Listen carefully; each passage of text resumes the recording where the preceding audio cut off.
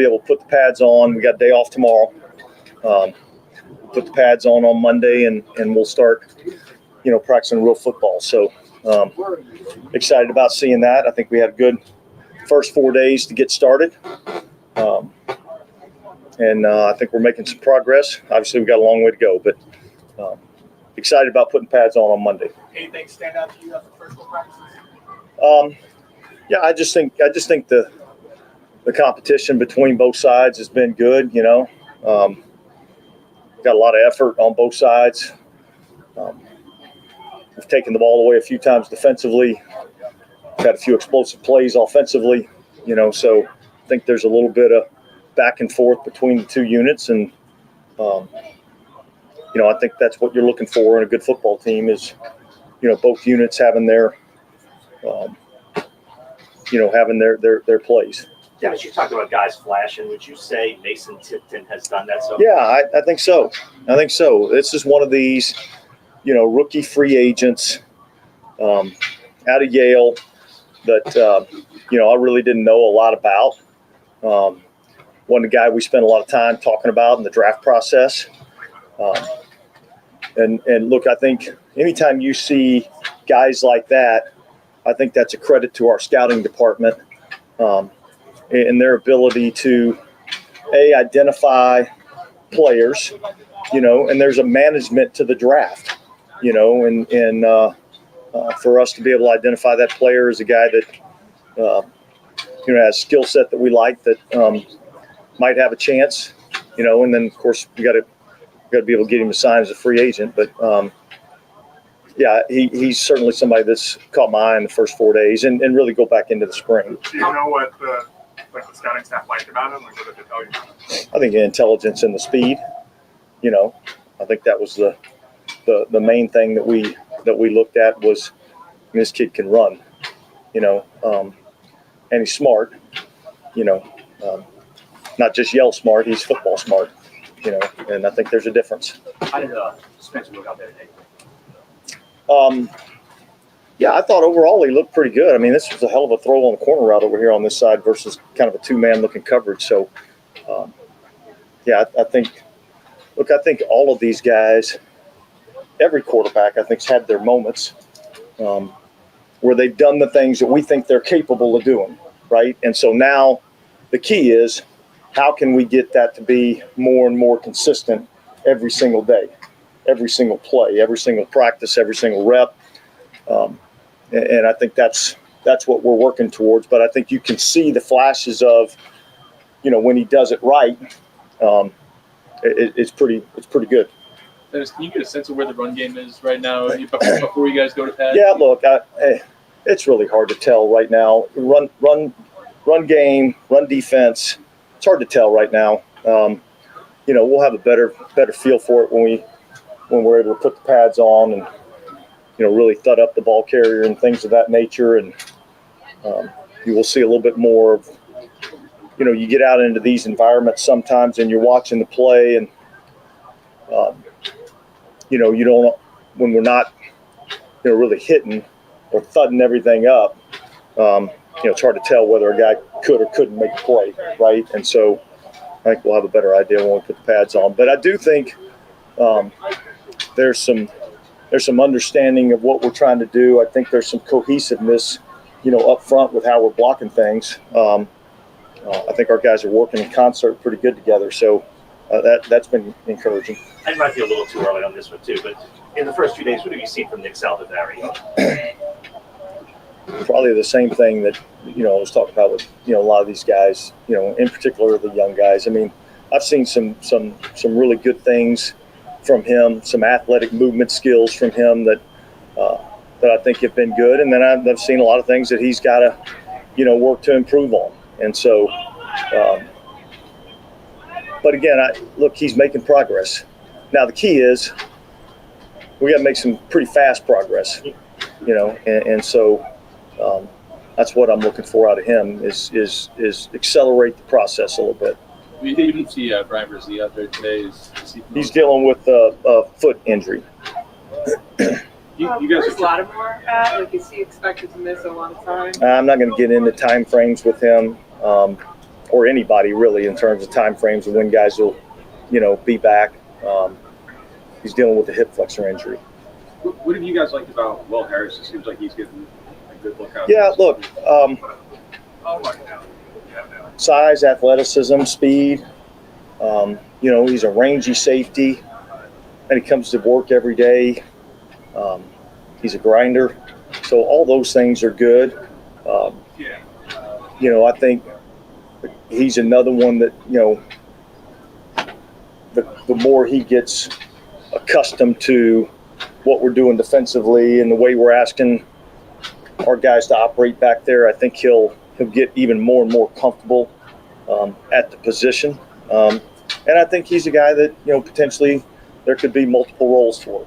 So, but that I think is going to really be determined, over the course of the next, month or 6 weeks, whatever the case may be. With that being so much, newness to the offensive line, how much does Erik McCoy's job increase his awareness around it? Well, obviously that's a huge factor.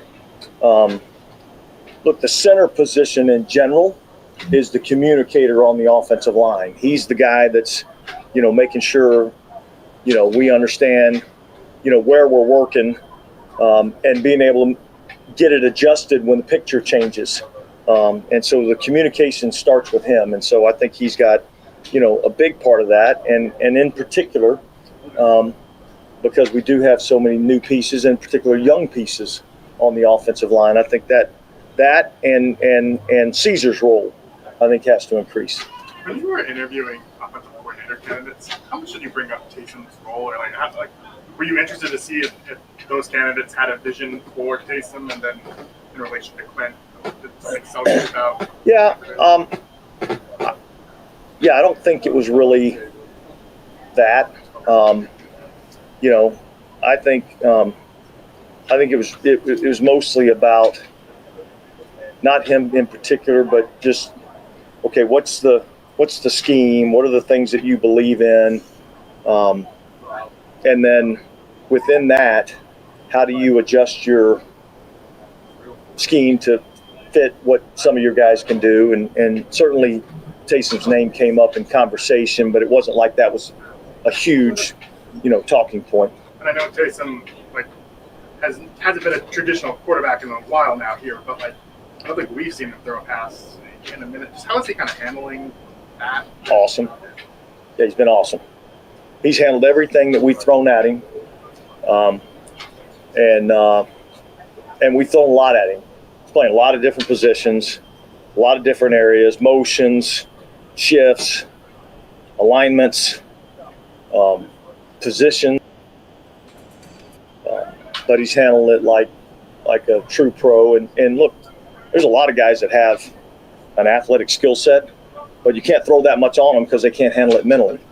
This is a guy that can handle a ton mentally, and it's been fun for me to see a fresh vision for how we can utilize this player.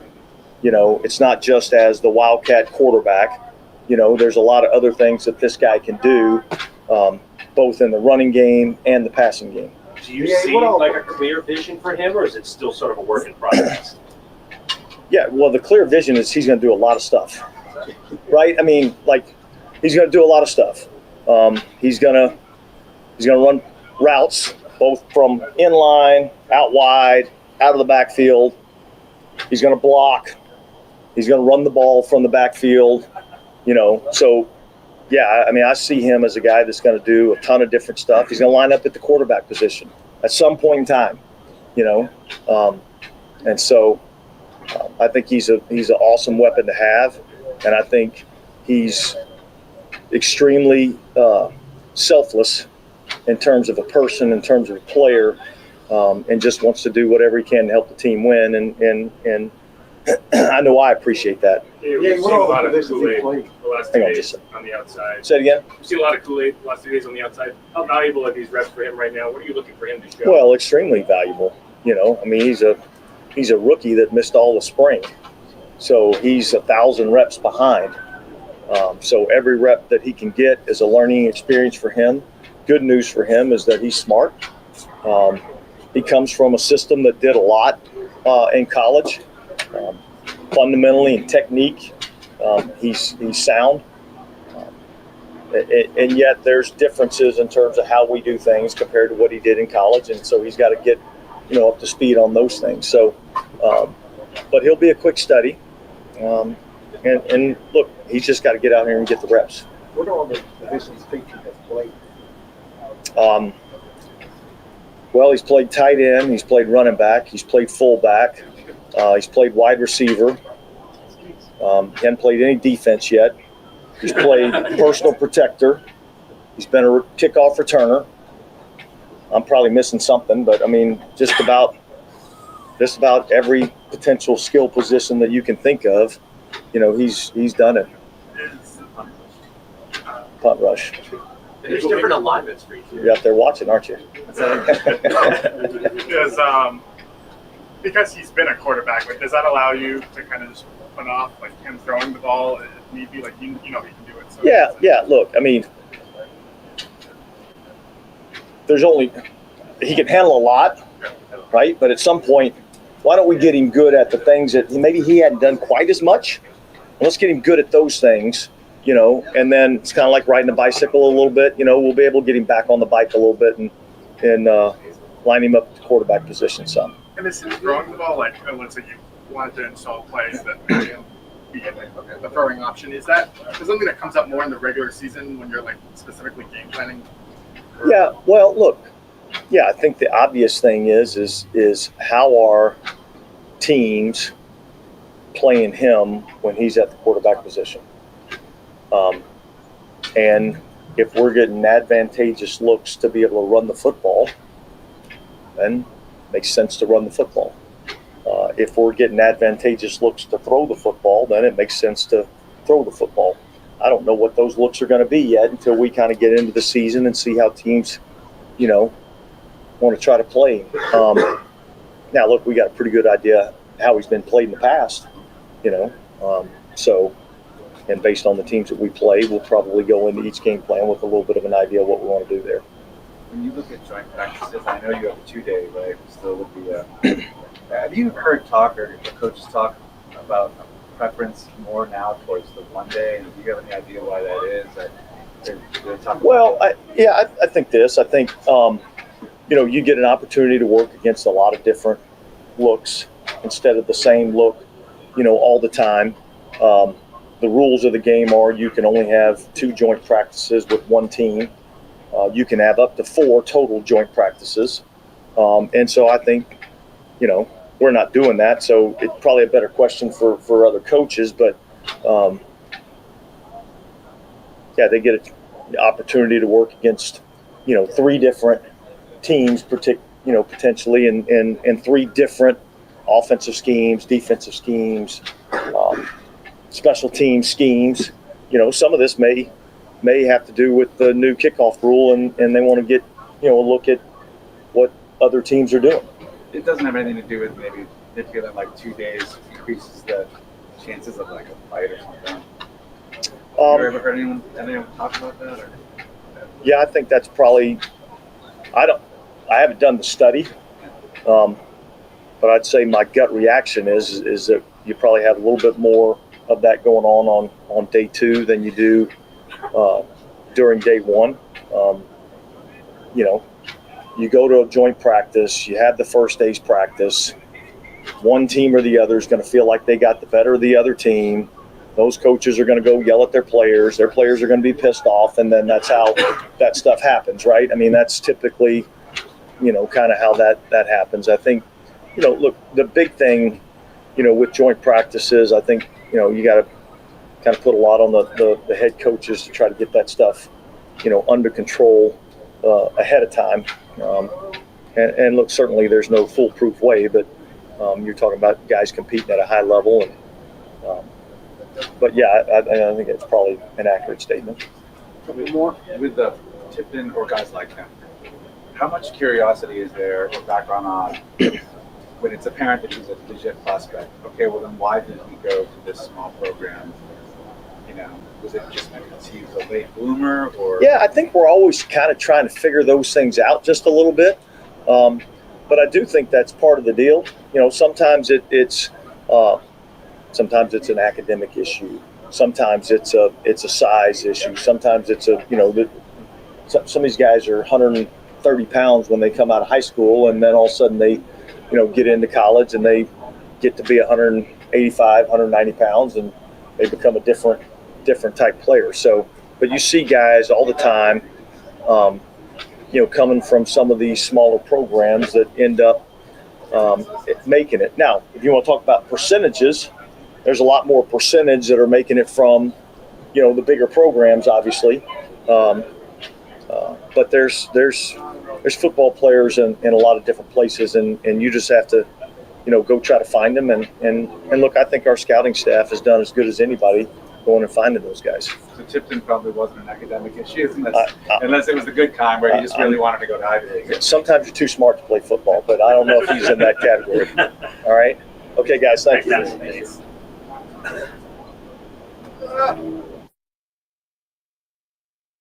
All right. Shout out to the fam. Appreciate y'all being in this episode of the stream. Big ups to the fam. Welcome. You're now rocking with the Sports Coma with Big Q and the guys. Appreciate you guys being in the stream. Sorry I'm a little late. I just got off the Pelican stream, man. I was doing PPR in the morning. I usually do those every Saturday morning. We talk about all things New Orleans. All right. It's sport. All right. We said no hard questions. Oh, that's fair. Erik, just the first 4 days of practice, I know you guys put the pads on for the first time Monday. Just your assessment of how you think it's gone so far. Yeah, I would think it's been really good. I think the competition has been really good. I think we've had some big plays. Defense had some turnovers. We've had some good runs. We've had some other stuff. I feel like it's been a good competition so far. It's been enjoyable. Hard to evaluate you guys as a whole. No, I think that we've played pretty well so far. I think even though the pads aren't on, it's full speed. Like, we all know that. Whether we're in spiders, whether we're without pads, like, O-line and D-line is going. And I think guys have gotten better even in this short amount of time in 4 days. Erik, it seems like you only run in. Would you mind standing behind the Oh, my bad. So we can hear you. No, it's okay. Seems like you only run at least stuff you're able to see a lot of play action. Yeah. Does that help you all as an offensive line just to mix a lot of that in? And if so, like, why? Yeah, play action is my pride and joy. The more, the better. Just because it gives you an opportunity to be aggressive, even when you're passing the ball. And, it opens up windows in the run game. Like, if they can tell if it's a run or a pass, then you get people playing slow on the defensive side of the ball. And that leads to big plays. How would you describe where Nick Salvadori is right now and maybe his strengths from the way you see it? Mm-hmm. The one thing I can say about Nick is he busted his ass over the offseason. He was injured, had a surgery, had to come back from that, and he put in the freaking work over the offseason. I would say transformed his body, and big, stout, athletic, and I think that he can be a really good ball player for us for a long time. I'm proud of him, and I'm happy for him. How much have you seen your role as, of course, the leader, the communicator of the offensive line increase with so many more young faces around you? Was that a question statement? Both. Okay, yes. Yeah, no. I've said it a couple times. Before Lucas Patrick got here, I was the oldest guy in the room, which is crazy. I'm in year 6. So I feel like I have the role of leader, but I also, with so many young guys, I need to kind of be their friend a little bit as well, because it's hard to coach somebody up, discipline somebody if they don't feel like they can come and talk to you as a person and as a man. So that's something that I've been learning. And we have a lot of young guys. So I'm excited for how these guys are going to grow and develop throughout camp and then throughout the season. How have you seen Trevor Penning really adapt to continue to grow his new role now on the right side? Yeah, I would say that his confidence has grown a ton. And I feel like as an offensive lineman, that is the biggest key to success. If you have confidence, you can play. It was a hard situation last year. But this year, I really think that this can change the trajectory of his career. If he comes out and plays the way that I know he can play. You see a change in him? I'm sorry. You got good. You see a change in him? You just said, like, you see I see something different in his mindset or attitude or something? I can see the confidence in him. And I think it's just as simple as that. Like, he's not afraid of making a mistake, which I feel like that's how he spent a decent amount of last year. And with Tally on the left side, how is he fully grasped the offense? How is he adapted to the NFL level practices? I will say this, as long as I've been here, he is the best rookie offensive lineman that I've seen. Just as far as his mental, his physical, and I think Tali is a freaking dog. Like, I'm a fan already, but don't put that anywhere because he can't know that. I got to talk him down a little bit. Tell him you use Twitters. Yeah, I'm telling him to delete it. He's on a live stream. Okay. It's kind of, one of the leaders or the leader of the offensive line room, you, Caesar, like, what role do you guys play in keeping Trevor's mind right, making sure the confidence doesn't go the wrong way? Or anything like that? Yeah, I think we just have to keep building them up. Like I said, last year, his rookie year, like, that was tough. Like, I think if that was any of us, that would be a tough thing to kind of have happen and go through. So I think building him up, and not disciplining, but correcting him even when he does make a mistake, but in a matter that is still elevating him. What's the art of that? Like, it's like, damn, Trev, you just got your ass kicked, but I know that you can block it. So come out this next time and do it. Yeah. Well, First of all, but can you tell that he's technically learning left tackle, or does it seem kind of natural? Tali? Yeah. Guys are freaking natural. I truly believe that he could play all four. He can't play center. He could play all four positions on the line and be a dog. Like, I think he's going to be that good of a football player. What does it do to just have someone like that you don't necessarily have to worry about a rookie that can come in and play, especially since you guys have 3 new spots on the line? It's 3. No, I think it's huge because I think, truthfully, I think he's going to – I don't want to build him up too much, and I don't want to, project what I'm feeling on him to everybody else. I think it's going to be a lockdown. Like I said, I'm a fan. That's all I can say about him. I don't want to build him up too much, but I want to build him up. I can't help it. I'm a fan. And I think what's that? Yeah, he's way better than I was as a rookie. But I'm saying, like, what it takes to start as something like you've done it before. It's not like crazy, right? Like, some guys can do it. Some guys can do it. It's hard. I think it's hard to not start as a rookie, but excel as a rookie. I think there's a difference between just being a guy out there and being a guy out there. I think he's going to be a guy out there. Eric, anytime that we talk about the new offensive system, there's always sort of the elements of the game. We talk about play action, motion, things like that. But one thing that always comes up with players is the word fun, if they're actually having fun in the system. Can you express a little bit about how important that is and how that actually does play a role? Yeah. I don't really know how to expound upon that much, but just saying that it is fun. The ability to compete, the ability to know that the big play is coming. And just knowing that each coach out there is instilling so much confidence in you to go out there and execute is fun.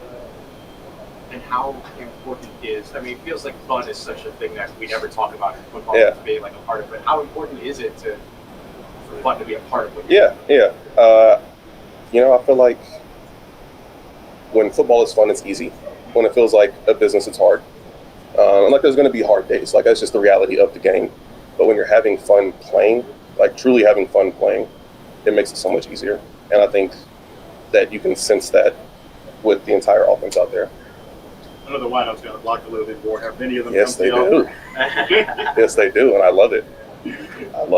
Does it come to you for any tips? They haven't come to me for any tips because I don't really be out there blocking those little skinny people. But they do have to block more, and I love it. I truly do. It's an emphasis in every meeting. What did you notice from Jordan Mims? Young Mims. Mimsy. I'm a Mims fan. I feel like he's a guy that not a lot of people know about. Just because we picked him up last year. I don't remember. It might have been week 2, week 3. But even throughout all of last year and seeing him on the P squad and seeing him go against our defense, I was like, this kid can go. And I think throughout this camp, it's just, you can just see that even more. He can go. What stands out to you about John Benton's approach? JB, same word used earlier, fun. Yes, he corrects us. Yes, he ensures that we are doing everything correctly and we are executing, but he's fun. The meetings are fun, practice is fun, and he instills so much confidence in each and every one of us to go out there and ball. And that's I appreciate that. Good. Thanks, guys. Thanks, Eric. Thanks, Eric. Yep. All right, shout out to McCoy, man.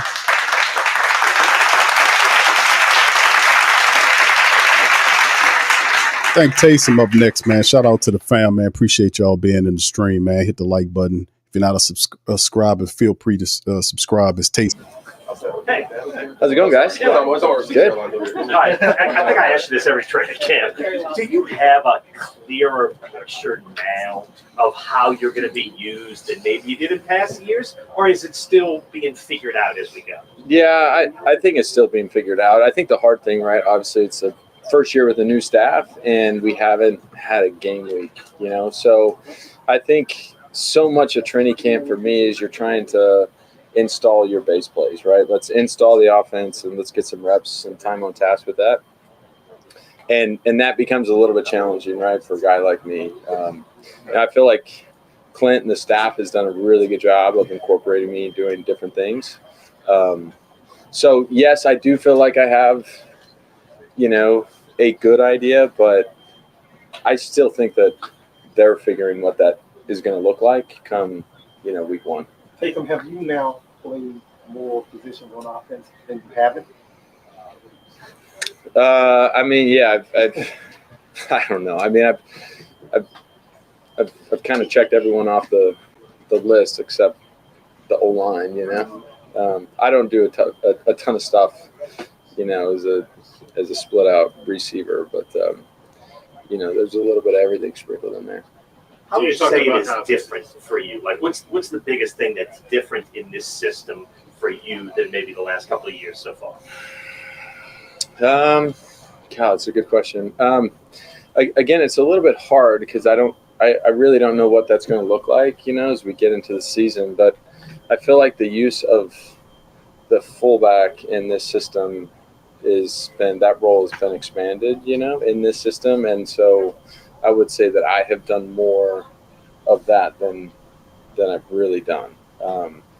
So that's probably the first answer that comes to mind. Do you enjoy how this is a bit of a Just playing quarterback, has that helped mentally to be able to kind of handle the volume of what you had to do mentally? Yeah, it has, and I've always said this before, like, I was in the last system for 7 years, so as we had this transition, I was learning everything, through the mind of a quarterback. So that transition made it a little bit easier. Now, learning a new system this year is a little bit, harder because I can't just focus on a thing, I'm trying to learn as much as I can. But I think having the experience of playing quarterback, learning concepts as a whole, I think has certainly helped me. Well, GA talked about how for him it seemed a little refreshing to see you have a different role. Say it again. GA talked about how it was refreshing that you had a bit of a different role compared to the past. Do you have that same sentiment, or is it just a little bit more mentally taxing?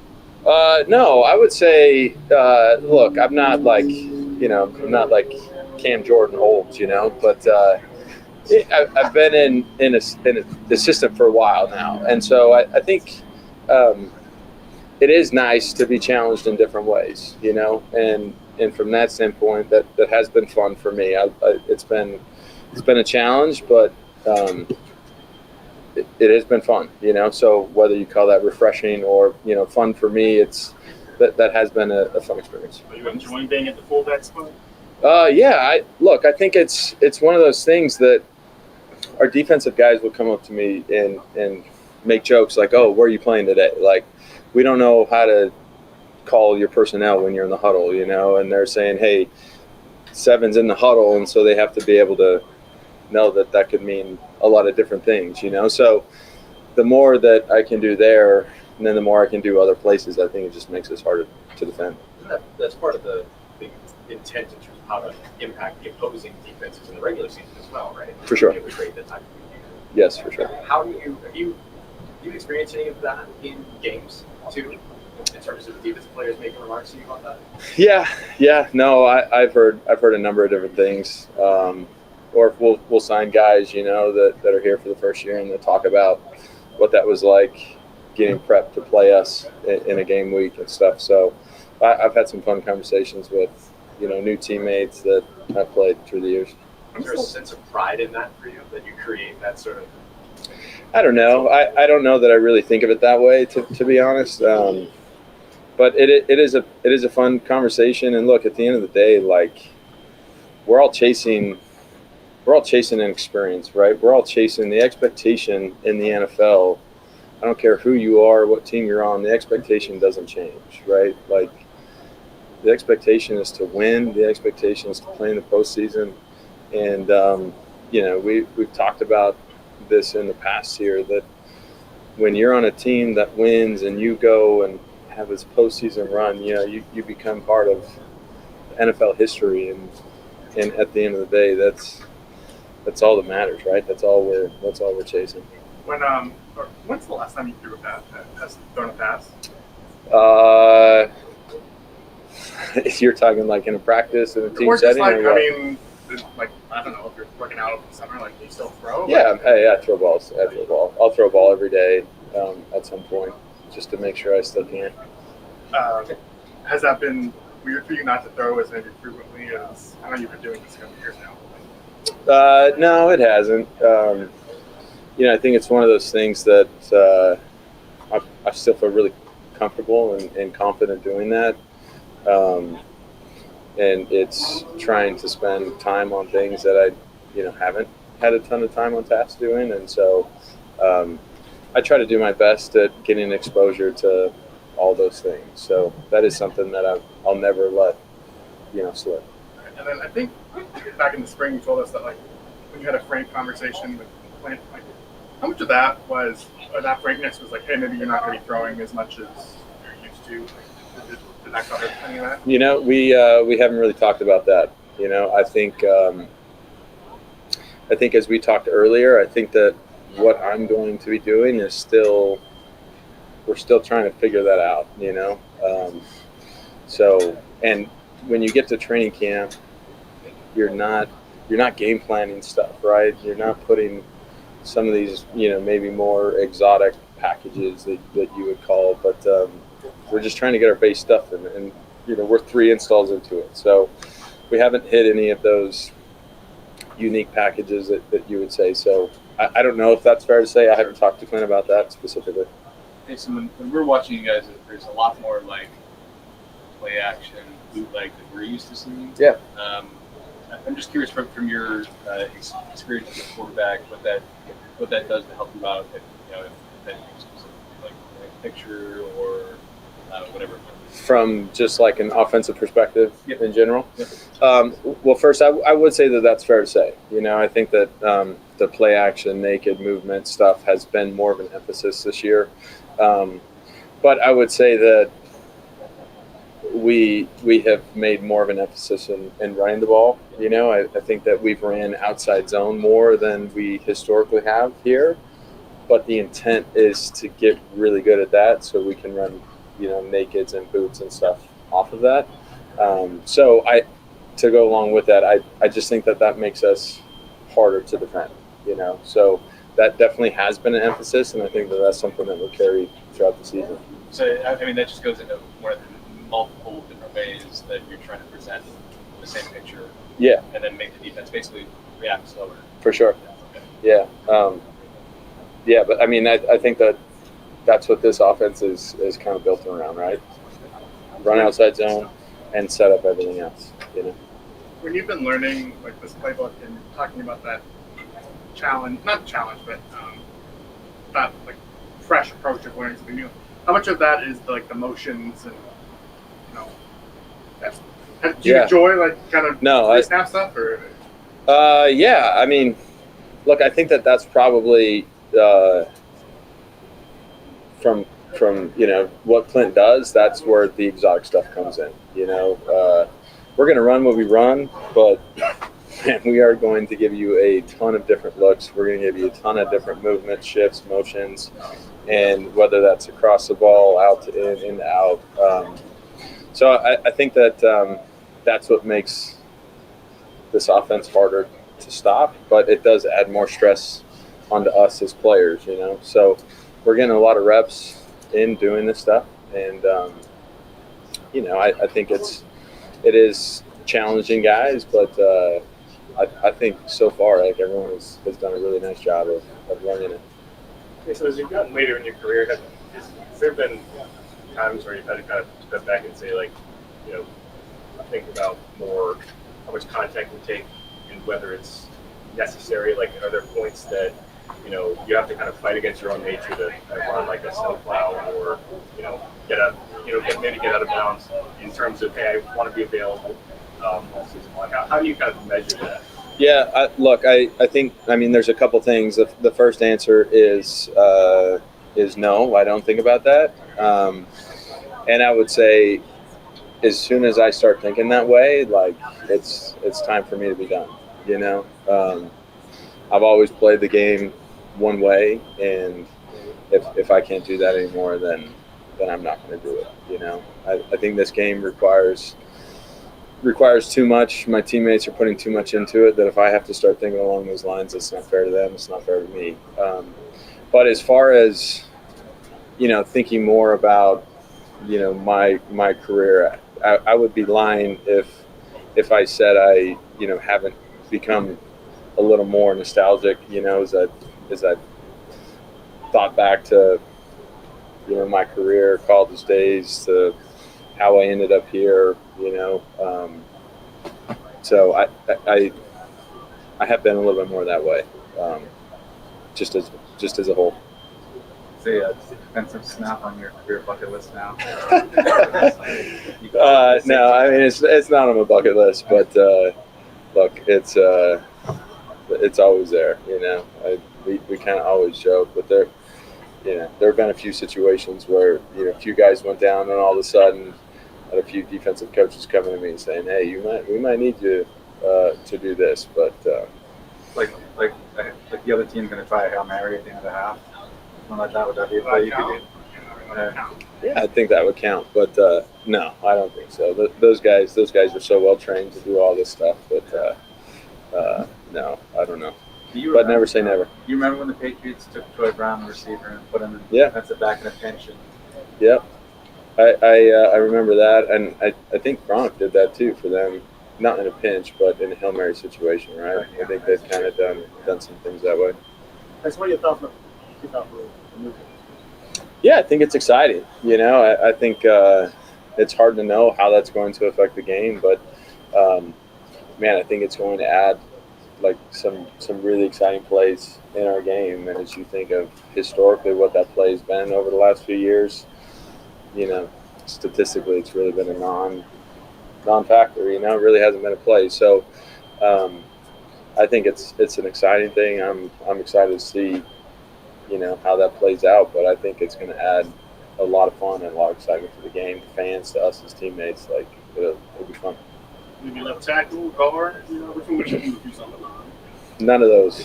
None of those. Thanks, guys. All right, guys. Thanks, Taysom. All right, Taysom Hill.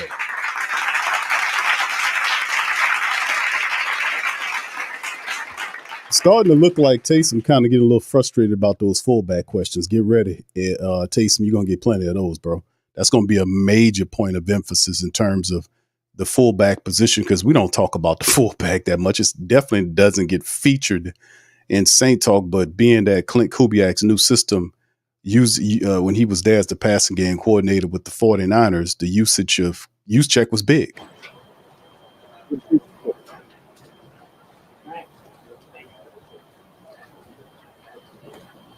And JT, what can you kind of tell us about your SB's experience? Kind of how that come about?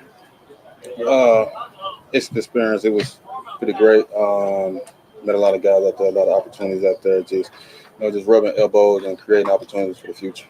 It was a great experience. What kind of opportunities for the future? Just things outside of football, the things that I'm interested to get into.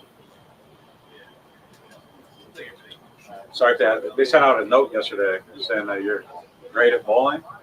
What's your average? What do you bowl? Right now, it's been a while. I'm kind of dusty right now. But the last time we did a competition against the receivers, and the highest I got was 250. Got 250 that day. So my average really right now is like 200, 205. That's dusty. Like that. That's your dusty average, or Yeah, that's dusty. That's dusty right now. So when I'm really in there, I'm like 230. You know, Have you ever bowled a 300? I got 285. Got close, but I never got there yet. When did you kind of get into bowling? Got in the bowling rookie year. Well, we really started in college, going out to team bonding event. You know, I was going out there with my teammates. Wasn't coming in first, so I decided to get better at it. So we did it as a team when I was a rookie here, and decided to up my game, get my own bowling ball. Started with 1, now I'm at 5. No bowling alley in Clarksville. No bowling alley now. No. JT, what do you think about how Kool-Aid's really been progressing so far? Kool-Aid's been progressing very well as a rook, coming in and showing his abilities and his skills to be able to come out and compete. I'm excited to see him to continue to progress and become the player that we was expecting for him to be. A lot of people, you talk about him, they say how smart he is. How much do you think his intellect is really shortening his learning curve? That's very impressive for Rick to come in and do that. He's been showing how smart he is, coming out and anticipating plays and going out and doing his job at a high level. JT, what are your thoughts about I may have asked you this before, but you have to do a little bit more than the new kickoff rules and how it affects what you do best. Let me ask you this. How you think? What you think about it? I'm still trying to figure it out. Trying to figure out. I'm excited. The coach is excited. The players are excited. The fans are excited. I feel like it's going to be a lot of opportunities for plays to be made. And starting off is going to be very interesting and exciting for everybody. So we get some action on the first play. I feel like that's what everybody's looking forward to. For your bowling, do you throw it like a professional, like where they tuck it in and then like how do you? So my bowling ball got 2 holes drilled in it. So I just put it in, cuff it with my hand, and I got my technique. I got my 4-step technique. So I get myself a line and I go through my routine, and now it's just like second nature to me. So I guess you can say it's pro, but I learned from YouTube University, so I know a little bit. How long did it take you to kind of drill that down? Drill what? Like the technique of it. It took me, I'd say, about 2 weeks to really just get comfortable with, delivering the ball and sliding with, my shoes I got bowling shoes. So, it took about 2 weeks. Have you ever yelled, "Who do you think you are?" I have. It's a good feeling. Trying to get when I get turkey, I feel good getting turkey. Starting off with a turkey is always good, They say they call you Kingpin, all right? Yeah, Kingpin. Kingpin or Mr. X. It just depending on, all right. I'm trying to strike it out. It just depends on who you want to see that day. Okay. All right. Did you come up with that name or somebody named Chad? I created the name, and that's what they just called me now because I showed them that. Yeah, but you're 250, you can tell them to say it. It made me feel good. Kobe and created your own nickname. Yeah. Is it a custom made ball then? Yeah, it's custom made. And what does it look like? What color is it? I got a purple one. I got a gold one. I got a blue and green one. I got a clear one. I got a red and black one. I got a couple of them, depending on what kind of lane I'm on. Maybe, so I pull one out. It just depends how the line reacting. This may be really dumb, but after you're done with football, are you going to try to be professional bowler? We'll see. We'll have to see. You must be Pro Bowler. Huh? curious how you stack up, though. Are you curious What you mean? how you stack up on the pro bowling tour or not? I haven't been on an actual pro lane, so I'm really trying to, once I get my feet wet on the pro lane, then I can see where I stand and what I need to crispy up on my technique. Who on the team is like your toughest competition? Right now, I say Jonathan Abrams. Me and him go head to head a lot. Chris Paul, there's a basketball player who used to play in one that's like Spoke. Oh, he does? Yeah, he might be a guy that Oh, for sure. We'll have to connect for sure. Yeah, I had to meet him on the hardwood, on the other hardwood. What is Jonathan Abrams? Say, he's up there. We go tit for tat, like, so we got similar averages, and it's always a battle when we're in there. Were y'all at the same time? Or Yeah, we was at the state did y'all the have players there? Did we? I don't think we played that year. I'm not sure. I really don't remember. Anything else? Thanks, guys. Yeah. Big ups to JT Gray. A lot of bowling talk, man. Not so much on the football side, but what could you say? about JT Gray. He goes out there and make it pop when it comes down to the special teams, man. But big ups to the fam, man. We got Bink Saunders, Khalen Saunders coming up next on the next round of interview. I think that's the last one we got here before we get into some of the discussion. Brian Bercy's foot issue. How do you feel like the first week here has been going so far? It's been going great. Honestly, I think that, everybody's out here ready to compete. Everybody's excited to be back. I mean, obviously, everybody's going to be excited first week. But we've been carrying that energy from the first day on and all the way into the off day. I think we're excited to get back after the off day, get in the pads, getting some real football. So I think it's been going really well. How much does putting the pads on help you in your position? Oh, yeah. I mean, you can't play defensive line without, pads and a helmet. So it's a lot of our moves and a lot of things we work is off of having pads, something to grip. So I think that'll help us kind of get in that feel of real football again before we start getting ready to go play our first preseason game. And, I think that, it's pivotal, obviously, to have those pads on and just, get into the flow of things. How much do you enjoy the one-on-one drill, D-line, O-line? You got McCoy. I know sometimes he'll get you, but how good that last rep. Yeah. I mean, you just lifted McCoy right out of the way, went right to the quarterback. Yeah, I've been going against E for a long time, man. We've had some good battles. I think we came out in the Senior Bowl together, so I've known him before my NFL career. But man, I love working against him because he likes to change up his sets, which forces me to change up my rush. And that was just I got the best of him, but like you said, he's got the best of me plenty of times. And it's just a work in progress. We got to keep stacking and keep building off of each other. But yeah, it definitely feels good to get a clean win every time. No matter who it's against, you coming through clean. And you can envision the sack, but honestly, that's I wouldn't say the easiest part, but after you get past them, you still got to get the quarterback. So, obviously, you got to keep working and finish the rep. Khalen, when we're watching this offense, like today, we saw like a ton of PA boot. Yeah. Just from your perspective, is a defensive tackle who's like, going to stop the run. Like, what's the challenge of going up against an offensive line like that? Yeah, I hate it. Honestly, I mean, they get you running, but that's just good that I hate it because I'm not going against it. The other 31 teams is, but yeah, no, I think that that play action and stuff like that, and just getting the point of the launch point moving, and then also getting the quarterback off the spot a little bit as far as just not having them kind of be a sitting duck back there. And then on top of that, we got one of the greatest O-lines to do that. We got real athletes on our O-line. We got guys who can run really fast, laterally and stuff like that. So it plays to our strengths really well. I think that that's going to be on display this year as far as just playing to our strengths a little better on both sides of the ball, honestly. And, I think that that moving and, having the defense have to guess like, oh, okay, is this actually a run or is he going to stick it out there and then put it in his pocket and, turn and throw it somewhere. So it forces us to play honest. It forces us to, actually lock into our keys and then, just execute. And Taysom was kind of referencing this, it's like wide zone, boot. Yeah. And so you have to really sell the. Yes. Okay. Yes, you gotta. Yeah, definitely. I think that's gonna be a big part of our offense is definitely, setting up our boots and stuff like that. And but like you said, you got to keep it honest because we do have Alvin Kamara. So that one time you got that 3-tech or nose.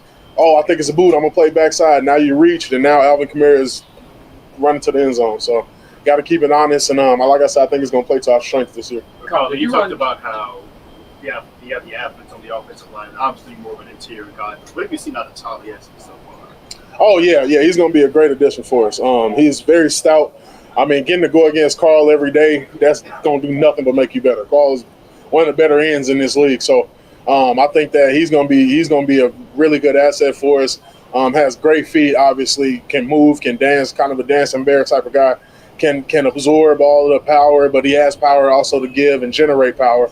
So, I think he's going to be a great addition, and then having him, working in with the guys who have already been in there. And then even Sal, the second-year guy, he was hurt a lot last year, and now he's getting in there and getting some reps against ones and twos, and him too. He's going to be a good addition for us, a great piece for us, working in there with E and C's and stuff like that. So, but yeah, I think Tally though he's going to be a dog for us for sure. Colin, did you run track in high school? The drill right after stretch when y'all laid the 4 balls out, you were absolutely flying. Man, and listen, smoked out some of those other guys to the ball. You know, it's deceptive speed, man. I like to say, you know what I'm saying. I don't like to pull it out all the time, but got to sometimes. Like last year against the Bears, you know what I'm saying. I had to run down a 4-3 real quick and light work. You know what I'm saying. I got a new offensive coordinator. We talked about give you some touches. Oh, duh. You know that. Like, it don't matter who came in here calling the plays. I'm going actually Coach Dub, the receiver coach, he had made a joke though, because I was talking to him and I was telling him how I played receiver against the Bears last year. And he was like, man, you got to them pictures quicker than I can get to my kid's birthday picture. I was like, hey, you got to have them on standby. You never know what my audition going to be, man. Like, so, but no, you already know, man. I'm trying to get there. Had the number change, man. Look a little more. If I run it fast enough, it look like 20. You know what I'm saying? So, look like I might be a skill position. You ever been involved in or just been at a joint practice where there was a scuffle? And actually, my first year of joint practice was last year. Before I came to the Saints, I was with the Chiefs, and we did not do any joint practices. So that was my last year was my first one with the Chargers, right? And I mean, I don't think it was a scuffle last year, but yeah, that was my first ever joint practice. So I don't got too much experience in joint practices anyway. Anything else? Thank you, Ben. All right, thank y'all. Appreciate it. Thank you. Do you have a minute? Right here.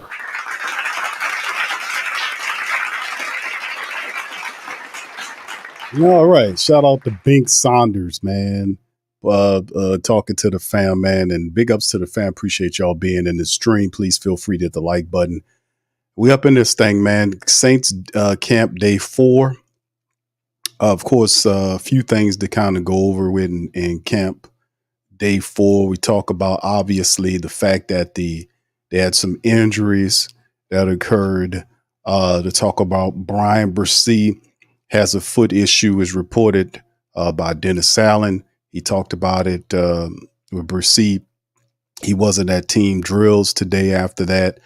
Marshawn Lattimore, update on that. Dennis Allen doesn't have really much to say about that hip flexor, but just to drop a little game on y'all about hip flexors, it takes, and let me kind of share this. Perhaps I could share my screen momentarily with you guys to give you just some information right here about the hip flexors. You can see right here.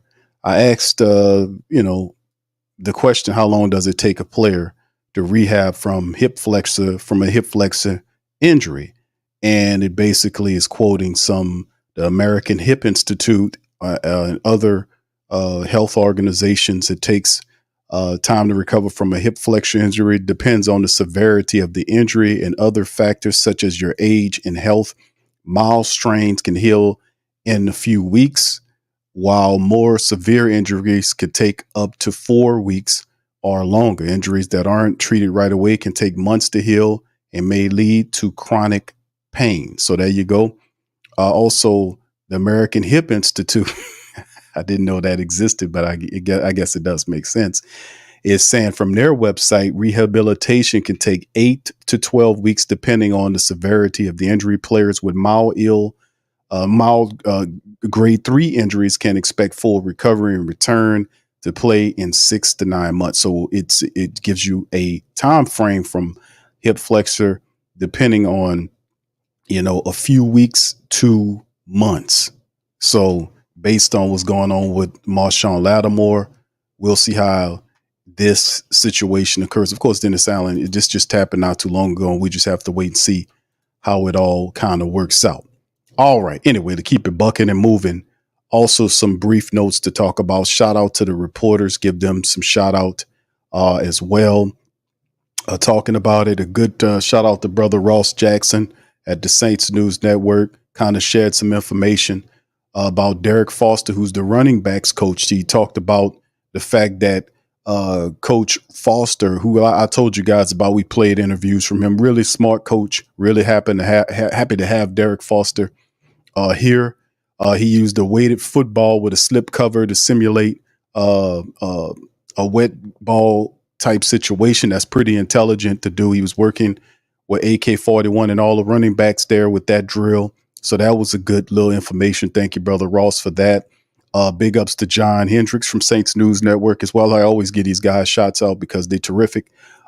He talked about Juwan Johnson being out in practice. Good to see him out there, and I concur with you, Brother John. Good to see him because this is going to be a big situation with Juwan Johnson. It's a contract year for Juwan. He needs to step up and ball out. Also, speaking about the tight end front, Dallin Hawker had a good catch from Spencer Rattler today. Spencer Rattler had a pretty decent day at practice, according to what what the reports are indicating. Also, he had a good pass to Chris Olave out there today as well. So it was pretty good, man. It's a lot of positive stuff going on. And then, of course, that is actually the play of the day when Spencer Rattler found Mason Timpton, who've been doing pretty good over the last couple of days with a 40-yard touchdown. And like I told you all about Mason Timpton during the draft show we were having, I told you watch out for this kid, and the Saints picked him up. So, we do our scout work too, and good thing the Saints seen that as well. Also, to speak about the Marshawn situation, Nori Nueli was released. Obviously, we're going to cover that as well. Shane Lemieux came back to camp, and Kendra Miller was also out again as well. So just some information there and to talk about that. So pretty decent day at camp. The Saints are off Sunday, just to let you guys be aware of that. They're off Sunday, but return Monday with the pads on. So the Saints go from shells to shells and pads. The Saints will put the equipment on Monday. They're off tomorrow. So, that'll be good to see the black and gold put the equipment on as well. So let's get that. And then, of course, big ups to them. And they did add a player. And we talked about Nori Nueli as well as that the Saints released him. And that was a report right there that was tweeted out that they released him. Shout out to Luke Johnson. He reported that the Saints cut the undrafted player because they had to make room for this guy. His name is Chandler Brewer. He'd be wearing number 73 for the Saints. The Saints signed him. Of course, the Saints been dealing with issues and injuries.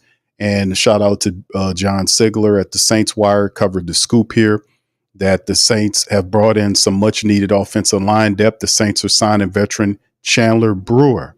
And Brewer played 4 years at Middle Tennessee State, where he appeared in 53 games. He wasn't drafted in 2019, but signed with the Rams, with whom he won a Super Bowl ring. Now, PFF gave him a 55.6 grade for his 228 snaps at the right guard position for the 22 season. He wasn't re-signed in 23, and at which point he signed with Jacksonville and remained there until he was released in June. Now, besides Erik McCoy, Cesar Ruiz, and Tali Fuaga in the starting lineup, there are a lot of spots open for grabs. This gives Brewer a chance to come in right away and compete. At very least, is going to have another veteran adding some competition in the locker room. So there you go on Chandler Brewer. And then a little backdrop on Chandler Brewer, just to let the family members know. He's 6'6", 320 pounds, 27-year-old from Middle Tennessee State, as indicated, just to give you an idea on how big this guy is in terms of his height, what's going on with him. So the black and gold, like we talked about before, as we kind of can transition to the unofficial depth chart for the Saints, as you can see the offensive line work right here. Lucas Patrick is slotted in there as the Saints are switching to kind of create more of some competition. As Nick Sell-DeVere, who's very much raw in terms of not having a lot of play time. Lucas Patrick is getting an opportunity, some looks right there.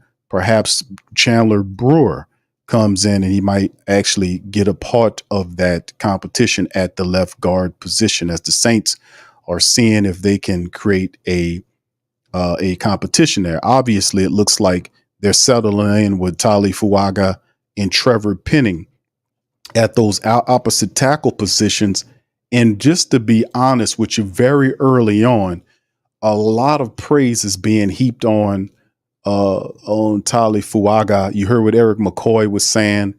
He said he's a fan of Tali Fuaga. He gave Trevor Penning a lot of credit, said that Trevor Penning was working his ass off. That was, I don't know if he said working his ass, working, but he came in, he was doing what he do. You see what I'm saying? So pretty positive, to say the least, about what we seeing with the because that's the sticking point, right? Is what do the Saints, how do the Saints get back at that thing in terms of because that's a big talking point that a lot of people are hitting about the Saints. It's like, okay, we like the Saints, but they have questions at areas that are very important. So two inexperienced tackles on both sides, talented as they may be. You got McCoy in the middle who was talking big. He isn't definitely the leader of the group. Cesar Ruiz needs to step up too. And then, of course, you had the left guard position, Lucas Patrick, mostly as a backup, given an opportunity to compete against Nick Seldevera. And I think Chandler Brewer comes in and attempts to kind of get a part of that little battle early on, man. To be honest with you, it could be interesting to see how this indeed turns out, man. It's going to be fun watching this happen. All right. Anyway, man, let's kind of transition to something else here, man. And let's give a shout out right here to Canal Street Chronicles. Much love to those guys, always putting in the great work. Saints linebacker Demario Davis secures a spot in the top 50 of the NFL's top 100 list. The star linebacker clinches a spot in NFL's top 100 for the fourth consecutive year. Saints linebacker Demario Davis earned the 44th spot of the NFL's top 100 players list for 2024. This is the fourth consecutive appearance on the list for Demario, and there aren't many players that are more deserving. So Demario put in the work a lot of the years, and it's finally good to see Demario Davis finally get some accolades from the NFL, and other, it just period, man. That hard work got to be showing. People got to give him his comeuppance, his roses. You see, since joining the Saints as a free agent back in 2018, Demario has told it first team All Pro selection, 4 consecutive All Pro selection, 4 second team All Pro selections, and 2 Pro Bowls.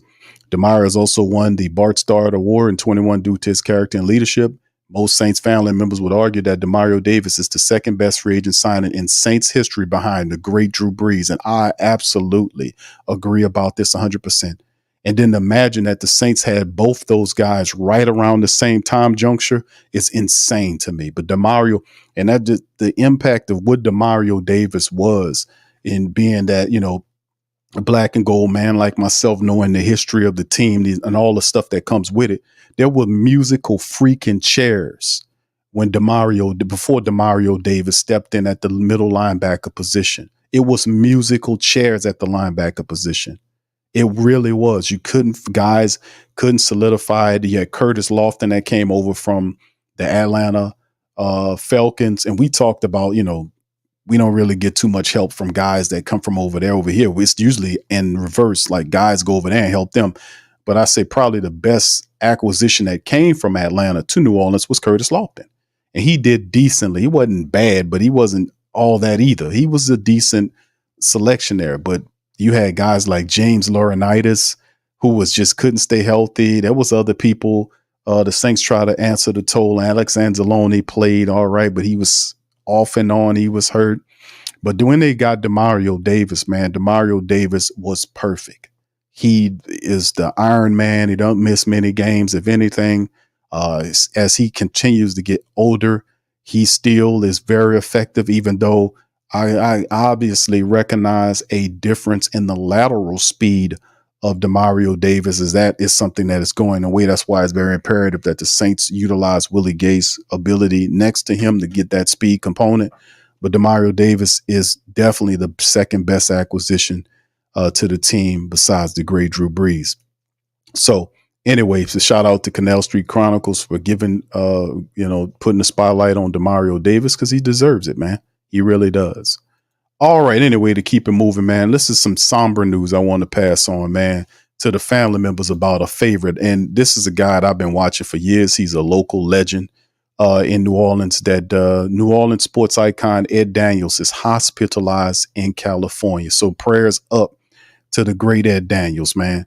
The great Ed Daniels, the longtime sports director at WGNO TV and a New Orleans native, suffered a heart attack in Southern California and is hospitalized. Ed Daniels, who's 67, in the area to cover New Orleans training camp. He's been the director since 1992, the longest running sports director in the city, and is a two-time Louisiana Sportscaster of the Year. 1975 graduate of Rummel, 79 graduate of Loyola. Daniels was given a Lifetime Achievement Award by the Press Club of New Orleans back in 2014. He's currently hospitalized. They say he's on the ventilator. And I've heard a report that said that his heart stopped. So prayers, fam.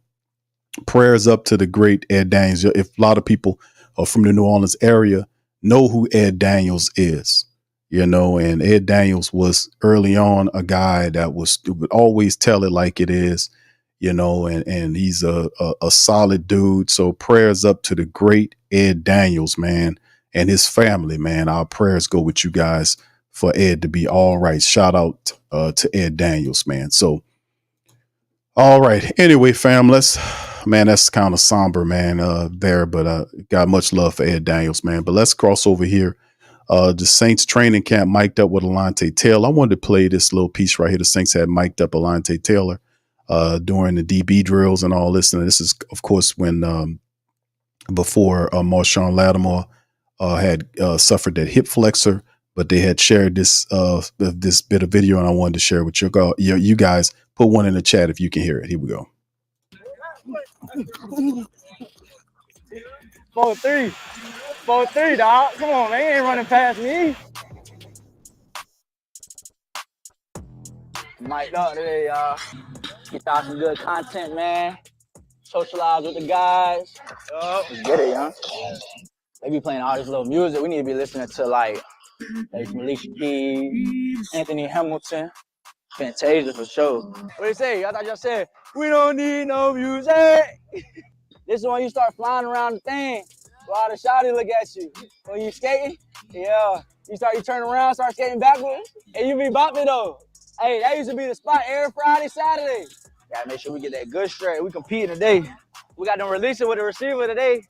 Then we're gonna do our indie, then we're gonna come together and do just releases. Cause we all good with a speed release, inside, outside, or 1-2. But when they get the you gotta like you feel me? So I think we got some of the best release, you feel me, receivers too. We got the releases, let's be legendary. Go smooth. Try to keep your head out of it a little bit.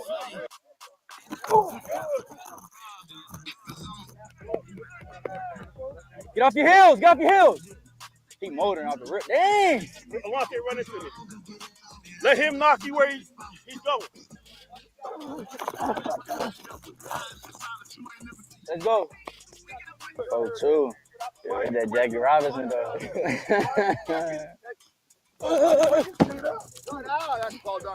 Oh yeah. Oh yeah. D block on 3. 1, 2, 3. D block.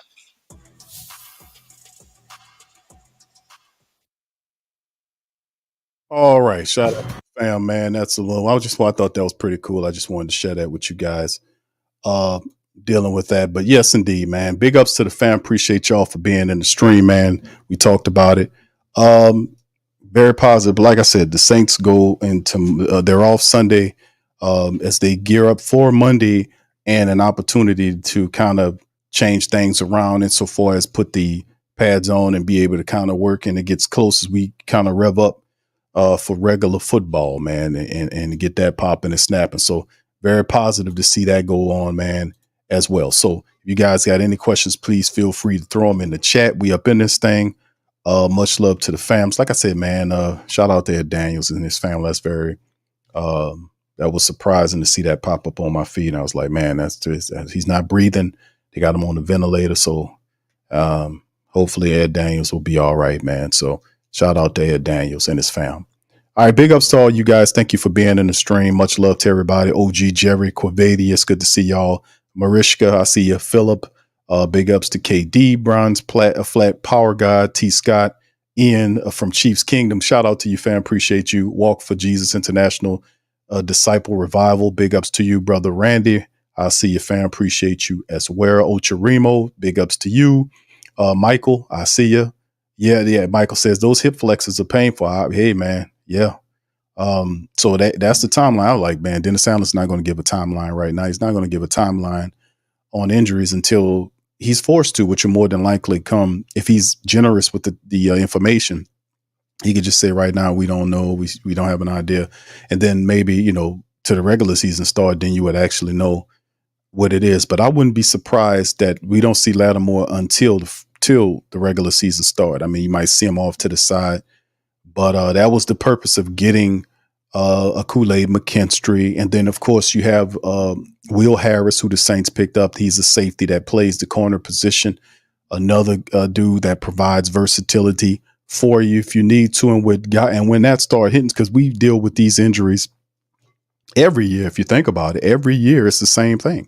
So if that is indeed the case, then you have to kind of look at your roster, say which some of these other guys are going to have to step up. So that means Paulson Adebo goes up. You'll see Kool-Aid McKinstry coming there. He'll get some reps there. We seen him the other day get reps at one, get there as well. So he'll get some reps there. You just seen Alontae Taylor. That shows you what he was doing there. And then, of course, other guys behind those guys will have to step up.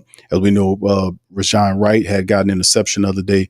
Somebody else will have to kind of make a name. It's Shamar Jean Charles, Mac McClain.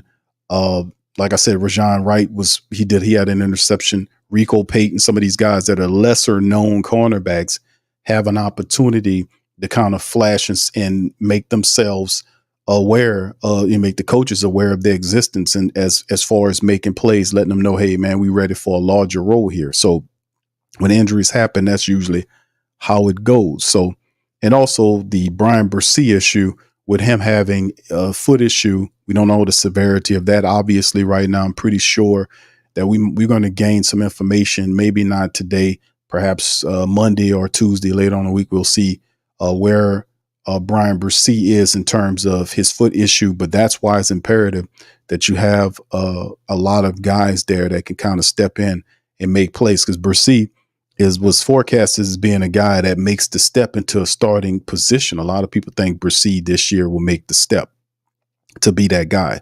So even though he might be delayed right now, ultimately we'll see the severity of the injury as time moves forward. But Nathan Shepard, who's obviously starting, Christian Boyd, who we picked up this year in the draft later toward the back end of the draft, will have to step forward. Kendall Vickers, who was doing pretty decently in terms of the OTAs, haven't heard much of him right now.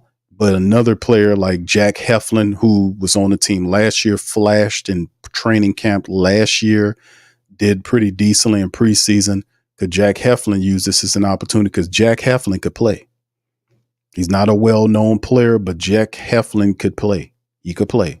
So we'll see what they can do on that. And then it's Kyler Ba, which is another dude. And then, of course, the Saints, if they needed to use, needed another rotational player in the interior of the defense, they can also shift Cam Jordan in there, sparingly to use him if they want to kind of create like the old NASCAR package look where you kick Cam in there with Khalen Saunders and they go and get you.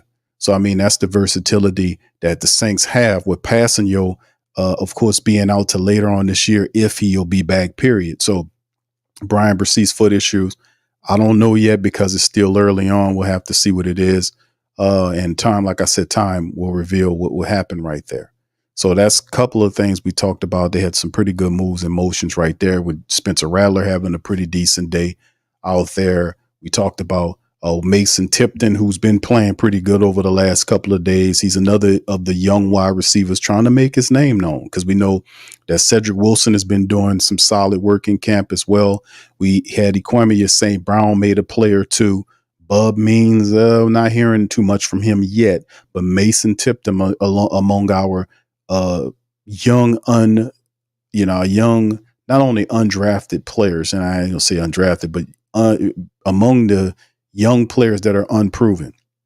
I mean, you have Tipton, you got Stanley Morgan Jr., Jermaine Jackson, and Kevin Austin Jr., who the Saints just added.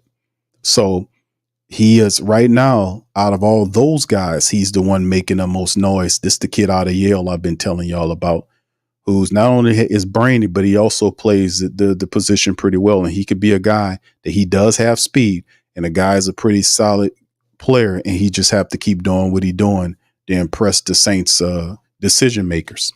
And then, of course, we talked about the addition of Chandler Brewer, who the Saints signed in here, former Jaguar offensive guard that's coming in here to compete for perhaps a starting position at the left guard spot, where Nick Seldaveri, Lucas Patrick are currently going at each other for.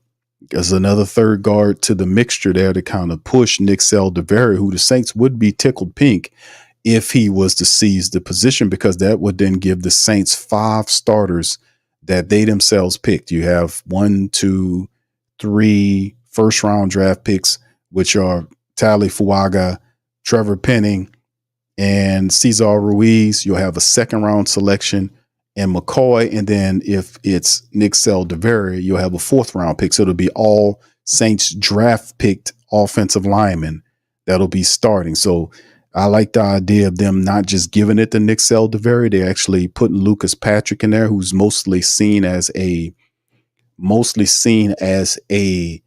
veteran backup lineman, a part-time starter. You don't look at Lucas Patrick as a full-time starting option. I can see what they're trying to do there.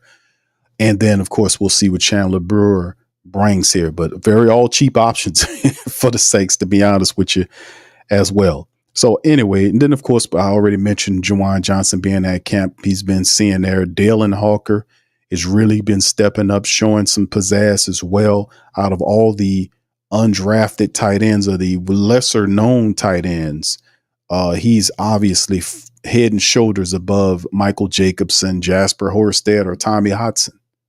He's head and shoulders above these guys. So, and potentially could be a guy that becomes your second tight end. And if Juwan Johnson struggles a bit with his injury, because we've been seeing Dalen Hawker at the number 1 position for a couple of days, you see.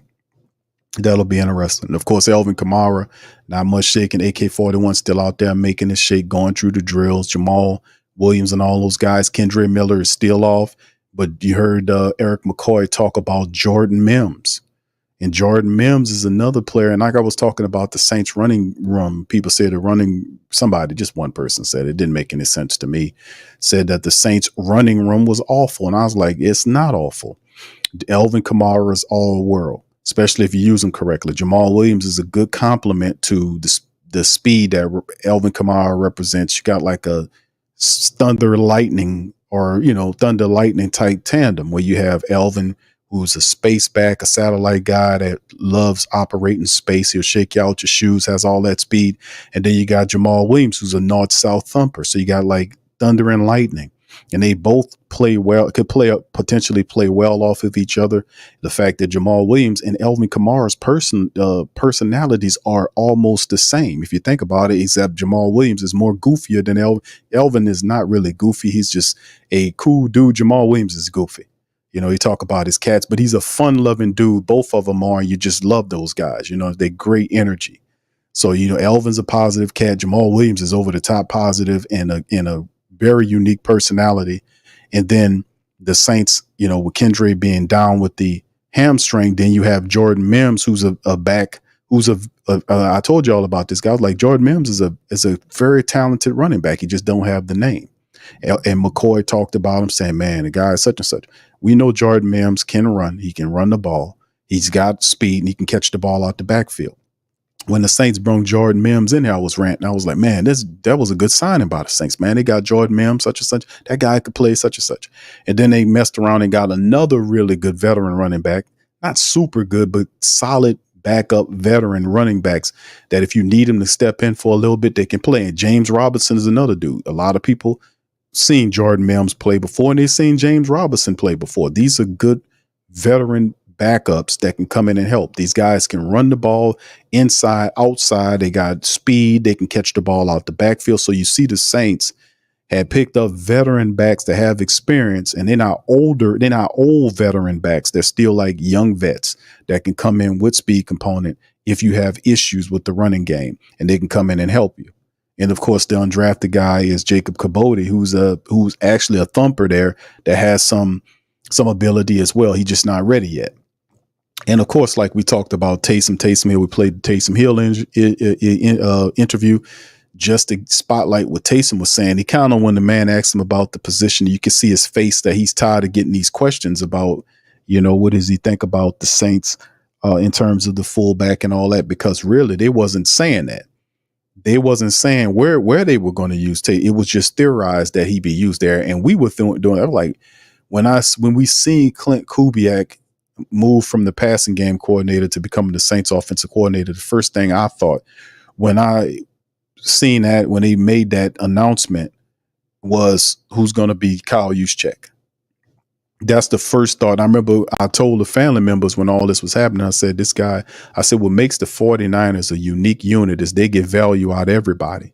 Everybody got to contribute, all players, and they have versatile players at every position in terms of the skill positions. And I've been saying this for a while here on this show, we've been doing this for a while, talking about the Saints. I was like, man, the Saints had unique skill players at every skill position except for the fullback position for a while, and they had a traditional old school antiquated like an old school fullback, who, to me, and no disrespect to Adam Prentice, but I called him this last year and this year. Like, to me, Adam Prentice is probably the worst fullback in the NFL. No disrespect, but it's just what I see it as. Like, there's nothing special about Adam Prentice. One of the worst plays I remember Adam Prentice did when he fumbled that goddamn ball on the goal line. That pissed me off because that changed the whole direction of the game. But you can't have all these guys like a Chris Olave who you can move around. You got Rashid Shaheed who wears number 22. You can move him around make him a little running back every now and again. Alvin Kamara from running back to a wide receiver position. You can move him out there and do that. Taysom Hill the same way. So you got all these talented players, and what makes the Saints offense dangerous is the fact that they create mismatch opportunities. And that's what it is. It's a game of mismatches. Now, we know that if you have a player that the defense can't quite match up with, then you're going to exploit that mismatch to your advantage. If you have multiple players that create multiple mismatches, that creates more options for you to exploit your opponent for a victory. And being that we have several players on staff, offensively speaking, that could be considered defensive mismatches, is just ridiculous. And just kind of to move into the fullback speaking point about Taysom Hill is that Taysom Hill is Kyle Juszczyk. That's what it's going to be. And when we looked at the lineup, we even broke the players down sideline. I put them on the screen, sideline side by side on the screen. Y'all remember that? Put one in the chat. And I said, can Taysom Hill be Kyle Juszczyk? Can he be? And I said, hold on. Juszczyk, I think, is a little taller and bigger than Taysom Hill. So I pulled up Kyle Juszczyk's NFL profile. Guess what? He's not. He's the same height and same weight as Taysom Hill. I said, well, there you go. Juszczyk blocks, runs, and catches. He's a mismatch. You can use him, and he's good at every level of those things. And then you take him and you put him among everything else the 49ers had, along with the George Kittles, along with all this other stuff, and McCaffrey. You got problems. And you got to give Kyle Juszczyk a lot of love because he was blocking for a lot of those running plays that led his father's Ed, but Christian McCaffrey to having 1,400 plus yards. And that was top in the NFL last year. A Pro Bowl bid plus, not to mention he got an extension on the back of that year. I'm telling you now listen, the difference is between the Niners and the Saints is obviously the offensive line. We know their line is actually a pretty good line. You got veterans there. The Saints are a little different because the questions is, can the Saints the young offensive linemen get it and get enough of it where they can help the running attack open up? Because the great Bill Parcells, who was the mentor to Sean Payton, our favorite head coach and the best coach of Saints history, Sean Payton, his mentor, his thought process was a veteran costs. He said the only thing a veteran counts for is a loss. That was Parcells' thinking. I'm hoping that's not the case. You have to kind of utilize these guys. these young offensive linemen, because a young offensive linemen, they love to run block. So if we're setting up the run and gearing to their strengths, because they're both Tali Fuaga and Trevor Penning are big physical offensive linemen that have athleticism to them. They have a mean disposition, and you want to be able to build on that confidence by allowing them to do what they do best. Now, I know Fuaga has some blocking ability, so does Trevor Penning, but you can't discount the fact that both of those guys are angry, mean blockers, and most NFL offensive linemen can run block. That's the thing. Like I said this before, you get paid when you can do both equally well.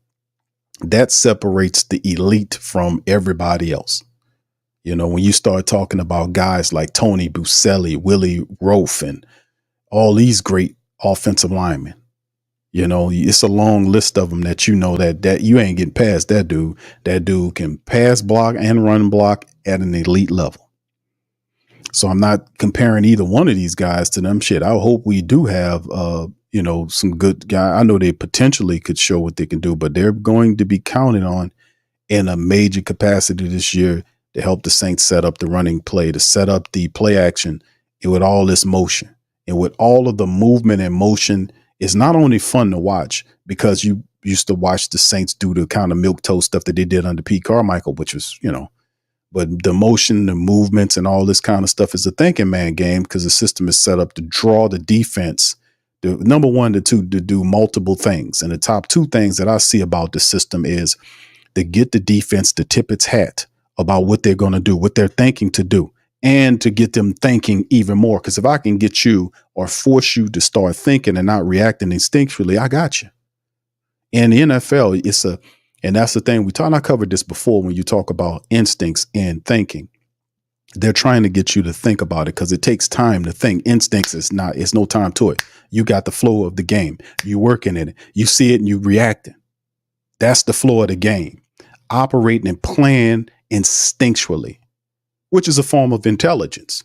It's just a deeper intelligence. It's like not thinking. It's another level. It's a higher level. It means you're dialed in. When it's a higher form. It's a higher. What am I saying? Let me make sure I get my words right because it's deep. But and this is the thing, that's a part of being in the zone and all of that. When you got it going on and it's working and flowing, you operating off of instincts. That's something higher than the actual thought process. It's just everything you're going and you just hitting it at a level. You're just there. It's a higher form of thinking. So, I mean, it really is a higher form of thinking when everything's aligned and you see what they're going to do and you just know it and you just, I see it. Boom. You take off as opposed to what are they doing out there? I don't know what they're doing.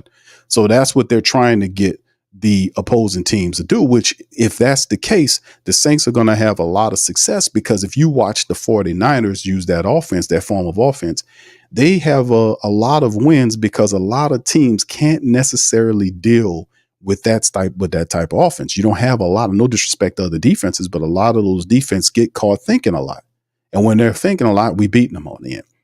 Now, the only way you're losing in that scenario is that you're not taking advantages of the mismatches that you're creating. You're not taking advantage, or you yourself are involved in beating yourself, in the football game by having pre-snap penalties, being error prone, not on top of your game, not being timed up. You see what I'm saying? You start playing against yourself and helping the team beat you when you're not on code with yourself. So it's a very disciplined system that operates. All of them are supposed to be basic, discipline style systems where you operate on time. And that's the big sticking point. If you hear what Clint Kubiak and Andrew Jonoku, who's the QB's coach, is talking about. He talks about timing. Even Derek Carr said that. Timing. He's when I threw the ball out there and I was doing this, he likes to speak with his hands and his arms and gestating all, he was going out there and I threw the ball out there and, and then he turned, he went up and out, and then, I seen him and then I just turned around and I said, yeah, man, I got him now. So I just put it out there, and then, bam, boom. I put it out there, put a nice tight spiral out there, made a really great catch, toward the left sideline hash. He dragged, he had one foot down the right. I could see it. He had his right foot down touching it. His left foot was up in the air. And then he put his foot down, dragged it toward, got the ball in there. I was like, yeah, man, that's what I'm talking about. And then after that, we went, got steaks.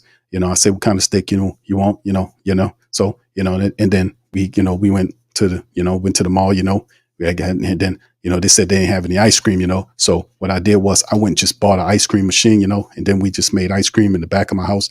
And then after that, I took a picture of the ice cream machine, and Elvin wasn't there. So I sent it to Elvin, sent him the picture of the ice cream machine. And then I said, beat this, and then he bought an ice cream machine, then painted it pink, then sent it back to me, and I just thought that was all cool, and then we was good, yeah, I know, damn it. Yes, I know. Shit. Good Lord. Between Derek Carr with your nose and Dennis Allen with, well, look, Dennis, can't you think of some other words to say?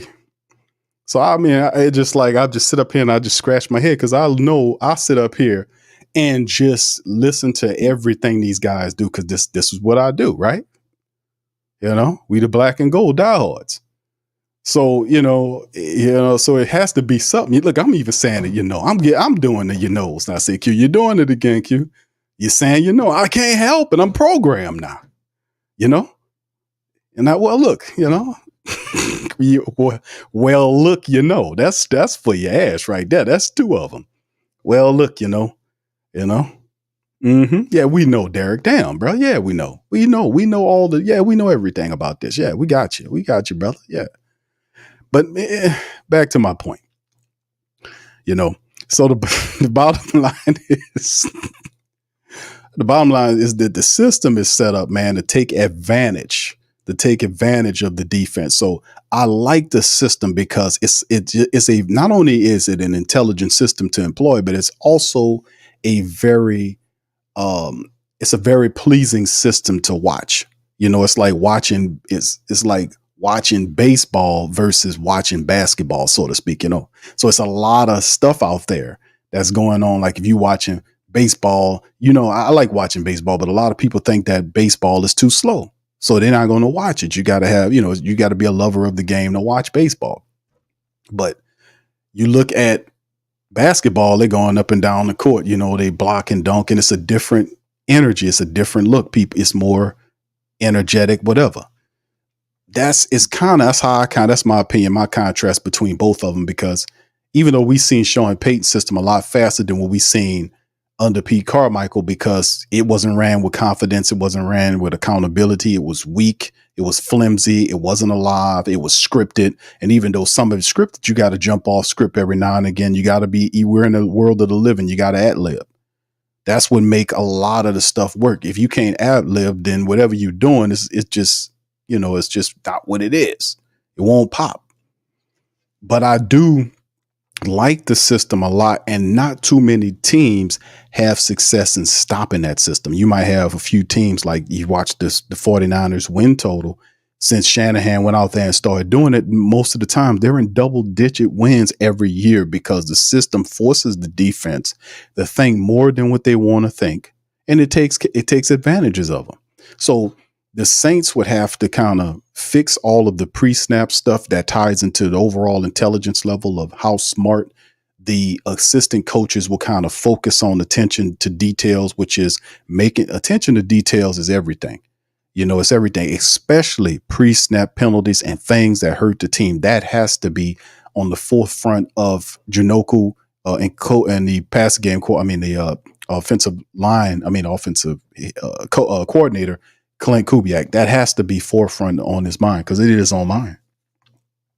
What good is having a motion, offense moving all kind of ways if the offensive line jumping off line? It's jumping offside, backing us up 5 there. We have to be able to operate with the pre-snap penalties. We can control that. We can control the pre-snap penalties. We won't be perfect, but we need to severely reduce the amount of pre-snap miscues that we get as a team. If we want that success to go up, we can't hurt ourselves. So that is a big part of when you are a young player, you're going to make a ton of mistakes. That's what it come down to. We got to understand that with these young offensive linemen, they're going to make a ton of mistakes. Just how it goes. All right. So anyway, all right. So big ups to you guys. Appreciate y'all being here. If y'all got any questions, please feel free to throw them in the chat. I'm about to bounce up out of here in about 15 minutes. But if you guys have any questions, please feel free to throw them in the chat and I'll get to answering on them. And then, of course, it's a few people that we were watching that I was looking at for the Saints camp that I really wanted to see what happens there. Like we talked about, the tight end position, like that was something we did with the 25 questions. Remember that? We did the 25 questions show, which was inspired by John Hendrick's article, 25 questions. And this was done prior to training camp that was answering. So I answered 25 of the questions in the 25 question show. If y'all want to go back there, y'all can go and watch that show. It was actually a pretty good show, man, where we talked about a lot of that. One of the biggest areas or positions of concern for me was the tight end group, or I think he said which group has to step up. And I said the tight ends. The tight end, because in Taysom Hill is going to be the fullback. So if you pulling Taysom out of there, you pulling Taysom out of the fullback, the tight end room, then you can see the Juwan Johnson coming back from an injury. Foster Monroe is, just a veteran back there. And then you have Dalen Hawker, who has been getting first team reps. He's the future of the position. He stepped up. And then after him, there is nothing but undrafted practice squad guys that are mostly blockers. They big guys, but they just blocking guys. They're just, blockers. Dalen Hawker is a dude that can catch, run, and block, and all he is inexperience. So the Saints are giving him some reps because they know that's the third guy right there and potentially could be the second guy by the middle of the year. And if Juwan Johnson don't step up and having a big year, he could be possibly challenging for the number one position next year into the future with the Saints limitations, monetarily speaking. So that's the big thing. I was looking at to see how the tight end groups look around. The wide receiver groups, we talked about them, is that a lot of unknown guys there. So we don't expect much. I know Cedric Wilson is going to be Cedric Wilson. I don't expect him to explode this year for 80 catches or whatever the case may be. But he's very much in play for the third wide receiver position. I won't discount Cedric Wilson Jr.'s abilities as a solid wide receiver. What you see right now is what you're going to get. You're not going to get anything less or more from Cedric Wilson. Some games he'll do better than others, but it's his ceiling and floor are capped, if you know what I mean. He's between that line. A.T. Perry is not. His floor is here, his ceiling through the roof. A.T. Perry is not. A.T. Perry could be either Marcus Colston with speed, or I dare not say the other dude that was a tall wide receiver who was some BS. Y'all know who I'm talking about. He was the biggest wide receiver in the league we had, and one of the most softest, sorriest wide receivers in a long time we had. But in the end of the day, A.T. Perry is the real he's the X factor in the wide receiver room. If A.T. Perry, and I know it's coming into his sophomore year, and that doesn't always impact every second year player, but a great deal of them it does. It does for whatever reason. I don't know. They have an issue, and sometimes they have issues when they're there in that second year. I don't know why, but it is what it is. Some players go through that. But A.T. Perry is an X factor. A.T. Perry could take that third position if he comes in. And it's not just size. He's 6'4", 6'5", but has speed too. He has speed to go along with that size. He got to work on his route running. He got to get a little stronger there to be a better blocker. But that's the big sticking point. He would have to beat out Cedric Wilson, who the team is. The team likes Cedric Wilson. Cedric Wilson, 6'3". He's a solid wide receiver that can block and catches everything you throw to him. So he's not a big name player, but he's there. But he is indeed the X factor in terms of fighting for a position, because the Saints operate with a lot of 3 wide receiver packages. He'll see the field a lot. So it's up to A.T. Perry to step forward and be on his best game in this offense and pick it up as fast as he can. So, but yeah. Outside of that, man, it is what it is. It is what it is right now. But like I was talking about with Taysom Hill, just kind of reiterate that point, to put a cap on that point, was we have not seen a fullback like that in, Kyle Juszczyk type role there with Taysom Hill is perfect for the Kyle Juszczyk role. We don't talk about Taysom, well, he's in the mid-30s or whatever, but he don't look it. And listen, any guy that like Taysom talked about, Dennis Allen was talking about Taysom Hill, all the stuff that he did, special teams, all that kind of stuff, quarterback, running back, wide receiver, tight end, all this kind of stuff.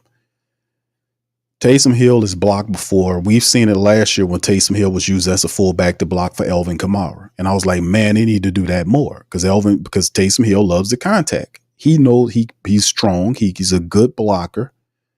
And not only that, the mismatch potentiality that Taysom Hill provides at the fullback position will be just ridiculous. And of course, Adam Prentice is obviously going to be out of here because Xander Horvat would probably end up being the other guy. Xander Horvat would be kind of the guy right there because Xander Horvat is a guy that can carry the ball, give you short yardage. He can catch the ball. So Prentice is Oscar La Vista unless injuries hurt. It'd be interesting to see where the Xander Horvat fits in there too, because I like Xander Horvat too. But Taysom Hill is no comparison. He's perfect for the Kyle Juszczyk role. He is perfect.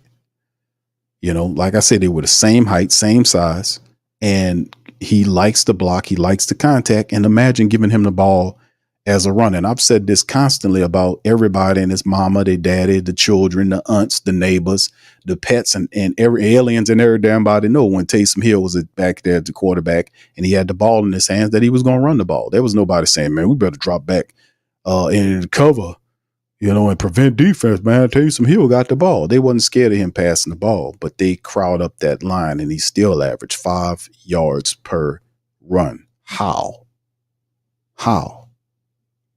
Running through defenders, defensive linemen, and linebackers to collect 5 yards every time. Come on. Alvin is a guy that gives you nightmares. Taysom is a guy that gives, and we talking about just the running backs. And then you can mix and match the Saints runners. Man, there's packages where you can have Alvin Kamara, Taysom Hill, and Jamal Williams out there at the same time. I mean, you really could. You can get really creative with it. You really could. Some believe Alvin Kamara shouldn't even leave the field because he can create, even if you're decoying Alvin Kamara, you put Alvin Kamara out, slide him out, and you can use him as a decoy to set up a advantageous situation somewhere else. I mean, it takes imagination, man. It really does. You can, it's just create mismatches all over the place. Let's put him here. They're going to look at it and say, what the hell Alvin Kamara split out right for? What's going on? Obviously, something's going on out there. I mean, it's just offense, man. The Saints just simply didn't do that. They didn't have much offensive imagination last year because they weren't very good at ad-libbing. Not with scripted plays. I understand that you have script plays or plays that you got laid out. But what if them plays don't work? What if them people reading you like a book? You're going to have to change it up. Do something else. You're going to have to ad-lib. Make adjustments. That's what it's about. All right. So anyway, big ups to the fam, man. Y'all got some questions about the bounce out here. All right, Adrian Bond says tight end position will be a main focus in the new offense. Indeed, bro. Appreciate you. All right, real deal. Yes, shout out. Indeed. Yeah, Dalen Hawkers is a dude that we talked about. We know he got the potential. Like I said, man, when I watched him play, he don't remind me of these. He likes Kels. He likes Kittle. He likes it's another tight end that he mentioned that he likes. I don't know if it's Hawkinson or whatever the case may be, but he doesn't remind me of none of those tight ends. To me, he reminds me of Jeremy Shockey, like a young, thinner Jeremy Shockey. If you look at his helmet, even his hair, he got, had long hair that sticks out the back, the bottom of his helmet. That's like Shockey used to have before he cut his hair off. Shockey was known for that. He had this athletic style of play, but he was a wild and crazy. He had a rock star type, image. And Jeremy Shockey would come, he would catch the ball, he'll make tough catches, he'll break tackles. And Jeremy Shockey was a hell of a player. He really was. People forget about Jeremy Shockey, man, but Jeremy Shockey was a hell of a player for the Saints. He really was, man. I mean, for the Giants, he won a Super Bowl ring with the Giants. He came to New Orleans and did some positive stuff too, 1-1 with the Saints too. But Jeremy Shockey was awesome, man. He really was. All right, that's right. That's who it was, Brandon Coleman. That's who it was. That's who we don't want you to be like A.T. Perry. Don't be like Brandon Coleman, bro. Be like, go up like to that Hall of Famer, Saint Hall of Famer, Marcus Colston. Be a Colston with speed. I know that's a lot to ask for because Marcus Colston caught damn near everything you threw to him. Yeah, so it'll be pretty cool, man. Oh, no, we don't have Smoke Monday, bro. Smoke Monday ain't on our squad no more. I don't think he is anyway. Yeah, I don't know. I don't think we have Smoke Monday anymore. I think Smoke Monday's gone, bro. They released Smoke Monday, if I'm not mistaken. Somebody asked me this question last year. Last year during the postseason, because I don't think we still have Smoke unless he's on some type of injury list. I don't think we still have Smoke Monday. I might be wrong, but I think I scantly remember Smoke Monday, the Saints getting rid of Smoke Monday, if I'm not mistaken. Or he could be on the injury list. I'm not certain. Yeah, he in Canada. I want to say, yeah, they're saying, hold on here. They're saying, is he in Canada? Yeah, they Smoke Monday in Canada, man. According to this, man, they're saying Smoke Monday plays for the Montreal Alouettes. I was like, yeah, we don't have Smoke no more. Smoke is he's in the dust. Let's just put that, smoke and dust. He's in the dust. Like I said, I think they been got rid of Smoke Monday, man. Yeah, I think according to the information I'm looking up, they're saying he playing for the Montreal Alouettes CFL team. Yeah. All right. Rose says, Q, you think they keep 4 running backs instead of a fullback? That could be the case, man. They could include Taysom like a running back. Like a fullback. Because the 3 obviously would be the top 3 guys. You're looking at Elvin, you're looking at Jamal Williams, you're looking at a healthy Kendre Miller and a Taysom Hill. Could be, but fullback. But remember, the Saints they usually keep a fullback there. So it'll be, I know there's 3 tight ends. Could be 3 running backs with Taysom mixed in as there. Could be, yeah. And then they have an extra position set up for perhaps a wide receiver. You have you keep 5 wide receivers. It's kind of working it out, man, because I ain't do a projection. I think I did one a while ago about what the Saints do. But yes, that'll be interesting to see. But 3 plus of 1 fullback don't sound like out of the realm of what they would do, to kind of justify having like 4 running backs and a fullback, that could be a waste of spot because most of the guys that they have to justify, okay, we got to make the right selection to make sure we have a guy here that we need for this potential spot because of this, that, and the third. So, most of the times, like if you look at the Saints over the years, they would take either 3, they'll have 3 or 4 backup offensive linemen, depending on how comfortable they feel about the backups. Like, if they felt like, yeah, we need to have this. This year is a year where I can see the Saints keeping 4 backup offensive linemen. Ali Udoh as the guy they see as the potential James Hurst type, Lucas Patrick, Landon Young, and probably another throwing player. Y'all pick that player. So I can see this could be a year the Saints have 4 backups linemen as well. So yeah, 3. That don't sound bad, bro. Because they'll definitely take the spot and slide it to somewhere else, perhaps an extra DB they might need or something like that. I could definitely see 3 QB spots. That's all. That's no thinking right there, right? 3 tight end positions, 5 wide receivers, 5 wide outs, 3 running backs, a fullback, and then, whatever. So it could be 1 more position depending on what they're looking at. But yeah, it depends, bro. I guess it depends when you start breaking it all down. All right, what's up? Bishop says we need a nasty back on our line like Turley. Okay, yeah. They do have some. Well, Kyle Turley, man, was something else, man. Talk about crazy and long hair. Yeah, Kyle Turley had a lot of potential, man. He really did. Was a tough guy, kind of uncontrolled, undisciplined at times. But I think the nasty disposition will come from Tyler Fuaga and Trevor Penning, the young guy. I think that's probably one of the biggest gifts the young guys could give the Saints line. Because remember, the Saints offensive line last year was weak and milquetoast. The energy and the impact didn't come from Ryan Ramczyk. Ryan Ramczyk was ineffective in many aspects last year with the injury. Erik McCoy, as you've seen on interviews, is a super cool dude, super cool, nice dude. And at times you see him get buck. You seen him almost try to tear Derek Carr's head off when he went for him. And I think who was that stepped in between? I think that was Hurst. I think Hurst stepped in front of him to make sure that McCoy didn't take Derek Carr and put him in Hurst. So, I mean, yeah, you can see him get fired up every now and again, but he plays with such a cool, smooth demeanor that you would want him to be more aggressive, because we know running the ball takes attitude. You can't be all somber and happy running, you know, I mean, you got to have a degree of nastiness to it. And that's what Trevor Penning plays with. Trevor Penning does play with nastiness. He gets in push fights in practice because he mauls guys a little bit past the whistle. And that's good because you want to create that competitive edge, but he has to then stay under control himself. You see what I'm saying? Not do too much where to hurt your team in terms of getting flags on you. So you got to play under control, use the nastiness, but play under control with the nastiness. And Tali Fuaga always has a reputation of having a nasty edge to him too. So those are the gifts that the young guys could give the Saints offensive line, to give them that nastiness. You see what I'm talking about?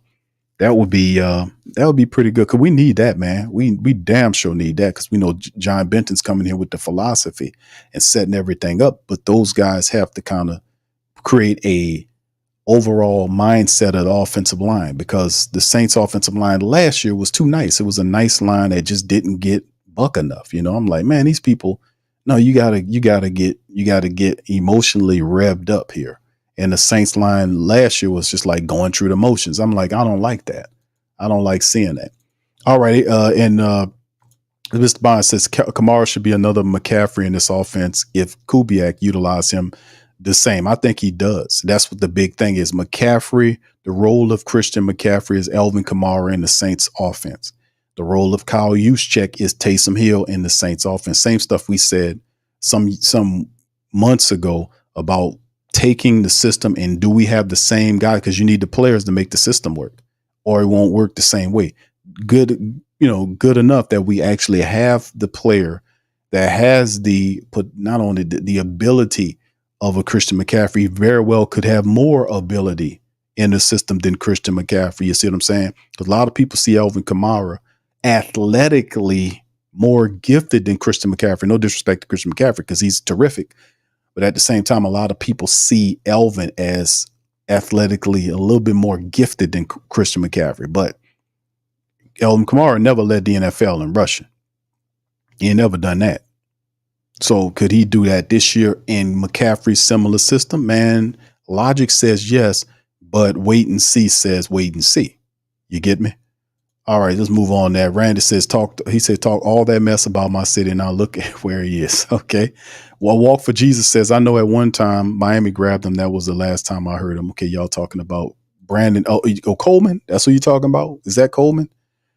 All right. Yes. All right. Rock. What's up, fam? Say what up, my brother. How you doing? How Rattler's doing all right, man. Rattler's doing pretty good, man. And he had a pretty decent day. He made some throws at camp today. So he's right on schedule. Thank you for asking, bro. And shout out to you, brother Rock. Alex says, why now Horvath at the use check and Taysom as Debo? Hey, that's interesting. But see, that's your imagination right there, Alex. You could do that. You could do that because Taysom could do both, can he? Huh? That's the versatility. Because Freudian slip. Xander Horvath. I call him Kyle Horvath. That's crazy. Xander Horvath is a dude. If you go watch the film on Xander Horvath, he was one of the Saints' first free agent signings that they had. It wasn't Cedric Wilson or none of that. One of the first, I think the first signing they had was Xander Horvath. And people was like, oh, the Saints signed a fullback. And I was like, yep. And then I looked up Xander Horvath and seen his college stats and how he was used in college and his potentiality in terms of what the Saints could utilize him for. He's athletic. He's a fullback, strong. He's a short yardage running back. If you go back and watch the film on him, it takes multiple people to bring Xander Horvath down. He's an extremely violent runner that needs multiple defenders to tackle him. He's really good in short yardage games, meaning you give him the ball and he hits the hole hard. He can catch the ball out the backfield. and he's a hell of a blocker. And he has duality where you can use him in multiple roles. That's something Adam Prentice can't do. So the guy has a running back capability to him. So the Saints could very well have a package. Think about this. They could have a package where you have Elvin Kamara split out. Then you have Xander Horvath at fullback with Taysom Hill at running back. Could you picture that for a second? You see what I'm saying? Boy, I'm telling you, and you can take Taysom and you could have a Xander Horvath back there as a runner and have Taysom split out there. You can have Elvin split out there, and then you can have him in the role. I'm saying they are that talented enough because Taysom is he's a mismatch monster. He's a MMM, a mismatch monster, an M, triple M. That's triple M. That's what Taysom Hill's nickname should be. Triple M, mismatch monster. That's what Taysom is. And you can move him all the way around with no uncomfortability whatsoever because he played every damn position there. So he go, you want me to play wide receiver? Oh, yeah. And run over there. DBs don't want to see Taysom because they don't want to tackle him. He's crazy. He runs over people and gets up jumping like a jackrabbit. He loves the contact. So yeah, you using your creative ability right there, Alex. I'm telling you, you can use, man. It's that it comes down to just the usage of these guys. And if Clint Kubiak could take these players, Elvin, Taysom, Rashid Shaheed, who got number 22. You can line him up as a wide receiver. Most of the time, he's deadly fast. And then you can either slide him around so you can use him as a running back or handoff plays where he comes, like he goes into motion, Carr rolls to his side, hands him the ball. He splits up toward the left hole with the run and boom, gone. Just that easy. You see what I'm saying? You motion this way, motion back this way, and you got Rashid Shaheed coming in motion on the second motion attempt with Carr going toward him, handing him the ball off like it's a running play going to the right, but they handed the misdirect to Rashid Shaheed off to the left side, shoot through the hole, up, down to the boom, touchdown left side along the end zone line. I mean, the out of bounds line on the left side, the left hash. So it's just one of them situations where I just came up with that. I was like, because I literally see the application of these players where they can do that and have great success. It's all about mismatches. And the Saints have several players that pose noticeable mismatches that most defense cannot deal with. So, that's interesting. Byron says my four running backs, Elvin, Kendre, if he stays healthy, Taysom, Jordan Mims, fullback, Xander Horvath, wide receivers, Olave, Rashid, Cedric, Mason Tipton, and Kevin Austin. Okay, no A.T. Perry. I noticed you ain't got A.T. Perry right there. No A.T. Perry. Huh, Brother Byron? I see you, bro. Yeah, you ain't like Cartel. He was a Brandon Coleman. Brandon Coleman was 6'6", 220 something pounds. I want to say he was. He was 6'6", 220, and he played like he was 5'11", 195 pounds for real. There is no way a 6'6" human should allow a player that is 6 feet or 6'1" to guard him in any world. He had the size and ability, but did not have the mindset. Like he potentially could have been like you talked about.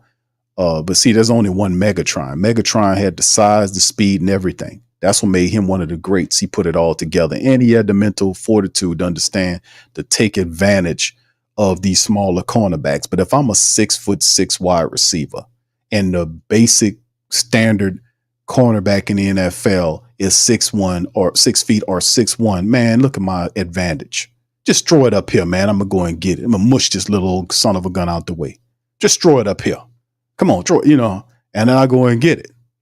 You see what I'm talking about? That he didn't have that mentality. He would let 5'11" guys chow. Like, what's wrong with this dude?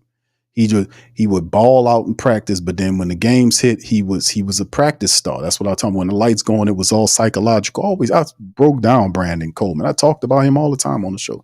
I was like, this guy is a practice squad warrior. He diving on the ground, making plays, doing all this in practice, but when the lights go off, he can't mimic it. Couldn't do it. That was all psychological. I don't know who told him, man, you ain't shit. You did big for nothing. Somebody must have told him that in his life because he really lived that on the field during the games, man. Real smoke. All right. Okay. He says, Cartel said they mentioned Smoke Monday at practice day 3. Oh, did they? Oh, yeah. Okay. Oh, well, there you go. I must have missed that one. Maybe they were thinking about potentially signing him. I don't know. Randy says, Q, can you imagine the backfield with Kamara, Hill, and Shaheed? Yes, I can, brother. And I just hope that Clint Kubiak gets that. See, and I think he does. And that's why he said he came in to ask him, why you pick New Orleans? Because listen, even though people say, yeah, man, Q, coming to New Orleans, man, that was a good move. But Clint, it could have been. It's a risky move. It's risky like a dog, man. Because Dennis Allen this is the last year Dennis Allen's facing firing. Who wants to take on a job and the dude's on a hot seat? Unless you don't have, he could have stayed. He didn't have to leave San Fran. He could have stayed there with the Niners and waited for another opportunity. He didn't have to jump to the Saints. But Clint Kubiak knew what was going on insofar as like, man, I got to think about it. What kind of offense? I know they got Alvin Kamara there. He knew the stars. He knew when he's seeing Kamara, like, man, this system can work because they have a guy. If anything, if you got Alvin Kamara and you running Clint Kubiak style, that offense, and you're going to need a Christian McCaffrey type, because just all about you can put the system in, but you got to have the players to run the system. It's about system and talent goes together. You got to have the right system for the right players, and got to have the right players to run the system to have success. Do the Saints have the players to operate and run that style of offense that Clint Kubiak, like that his father championed? Do they?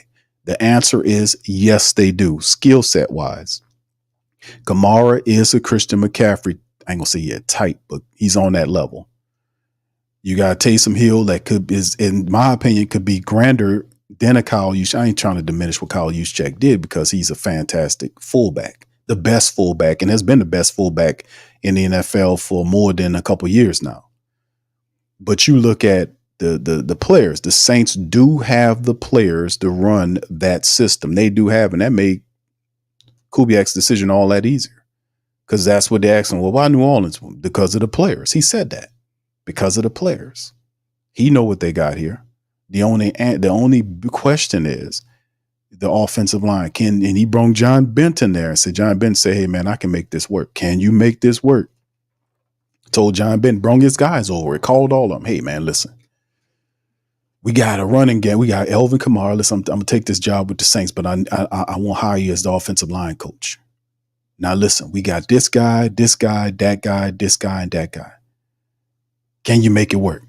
John Benton said on the interview, absolutely. Do you feel like you got the, and that's what I think DeShazier asked him. Shout out to John DeShazier.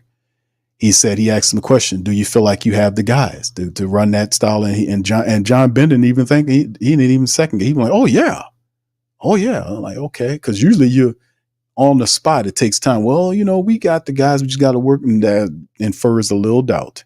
He didn't say that. He says, oh yeah, right away. And I was like, oh, okay.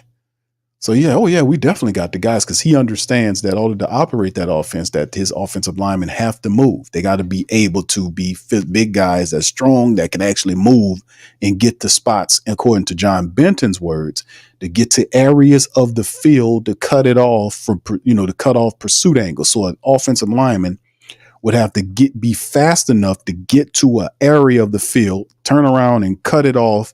So Alvin Kamara, and form a lane where Kamara can get in between them and then shoot, down to the end zone. And then not only them guys just get there and start pushing people, but, if you go and watch the tape, some of them linemen actually turned around when they were blocking and cut off the pursuit angles.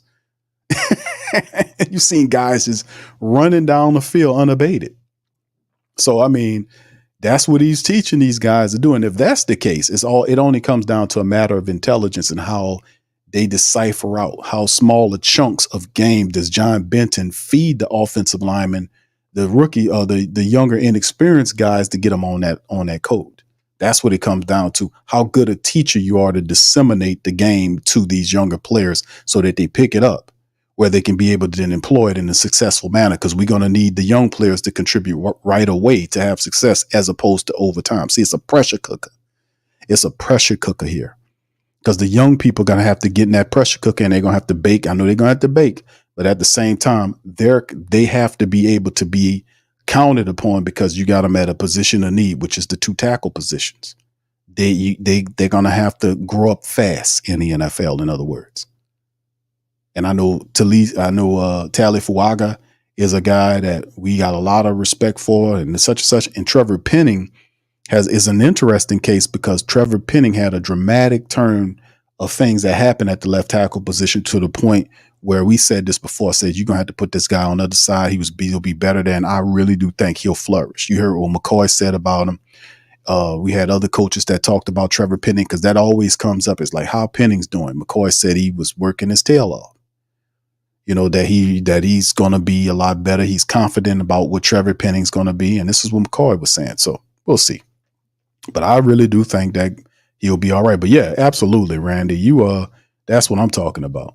Man, we got ball players here, man. You just got to know how to use them, man. I mean, we there. Rock says no Lattimore to stop D. Johnson. Lattimore should be, I'm putting it in the air, my friend. I think Lattimore, he got a hip flexor that happened. I'm putting it in. I don't think you'll see him in the preseason in terms of playing in the preseason games, but I think that, it'll be smart for the Saints to you'll see him working out eventually. And it's just me putting it out there to the universe that you won't probably see him for the rest of the preseason, but you'll probably see him at camp working off to the side.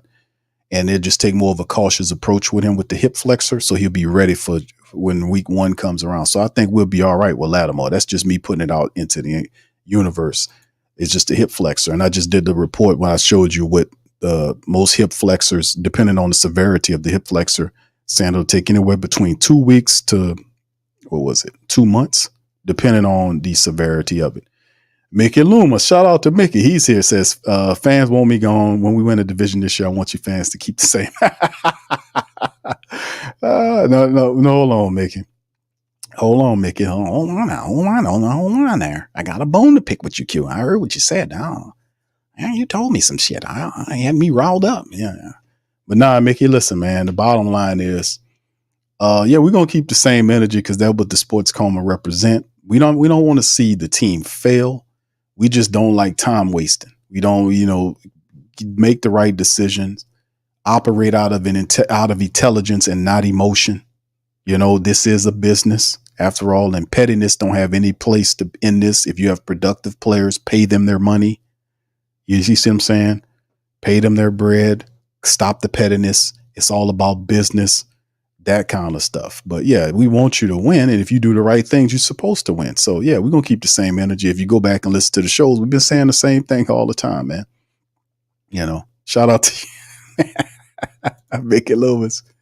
Saint for Life says Kamara production has been down for the last 2 years. When his production goes up, I'm on board right now. Let's wait and see. Way too early to predict what he gonna do. I think he'll be all right, bro, in the system if they run it right? All right. He said, Mickey's back. He said, I heard M3 AK is about to get the bag soon. I'm addicted to juice fruit. All right. Thank you, Mickey. Calm down, Mickey. Calm down. All right. Rock says no excuses, no mercy. See y'all week 1. Who that nation? Yeah, y'all be ready there, brother. Rock, get them ready, brother. Tell them we ain't playing with them, brother. We tell them we ain't playing, brother. All right. Young City says, Q, can we go and get Willie Snead? Wide receiver room will be over. Willie Snead as a wide receiver? I don't think Snead, bro. I think Snead is past his prime, bro. You mean as a coach? I'd be cool with Willie Snead as a coach. I don't know if he would be any. I think let me look up Willie Snead. I think Willie Snead is past his prime in terms of you talking about yeah, hold on here. Let me see. No, he's just 31. Where is he with now? He with the Browns. No, he was he is a free agent now, 31 years of age. Yeah, I don't know. I don't know about Willie Snead, bro. I don't know. I mean, I would have to say no on that, brother. And I do like Willie Snead, but I just think we got more than enough veterans right now. And Willie, almost 32 years of age, bro? I think he's like on the back end. And he was like, he had 2 catches all of last year. So I don't know what Willie Snead will kind of do for us in terms of the wide receiver room. I don't think he'll provide much of an impact there. We could probably find somebody a little bit better than Willie Snead to help out if we need to. All right. Alex says, yeah, because if Dennis don't get them over the hump, I'll be the he says he'll be the next coach. All right. Well, hopefully you do better than Dennis Allen, you know. Saints for life saying a Saints organization needs to stop living in the past, doesn't wait, produce, or sit down. This is where they are. And that's where they were dragged from where they were to where they are now, meaning that the disconnect in the support base of the team was saying these are not good enough movements, that accountability, like all of last year, and that's what started to mount and build because the support base wasn't saying anything wrong. Loomis just didn't want to hear it.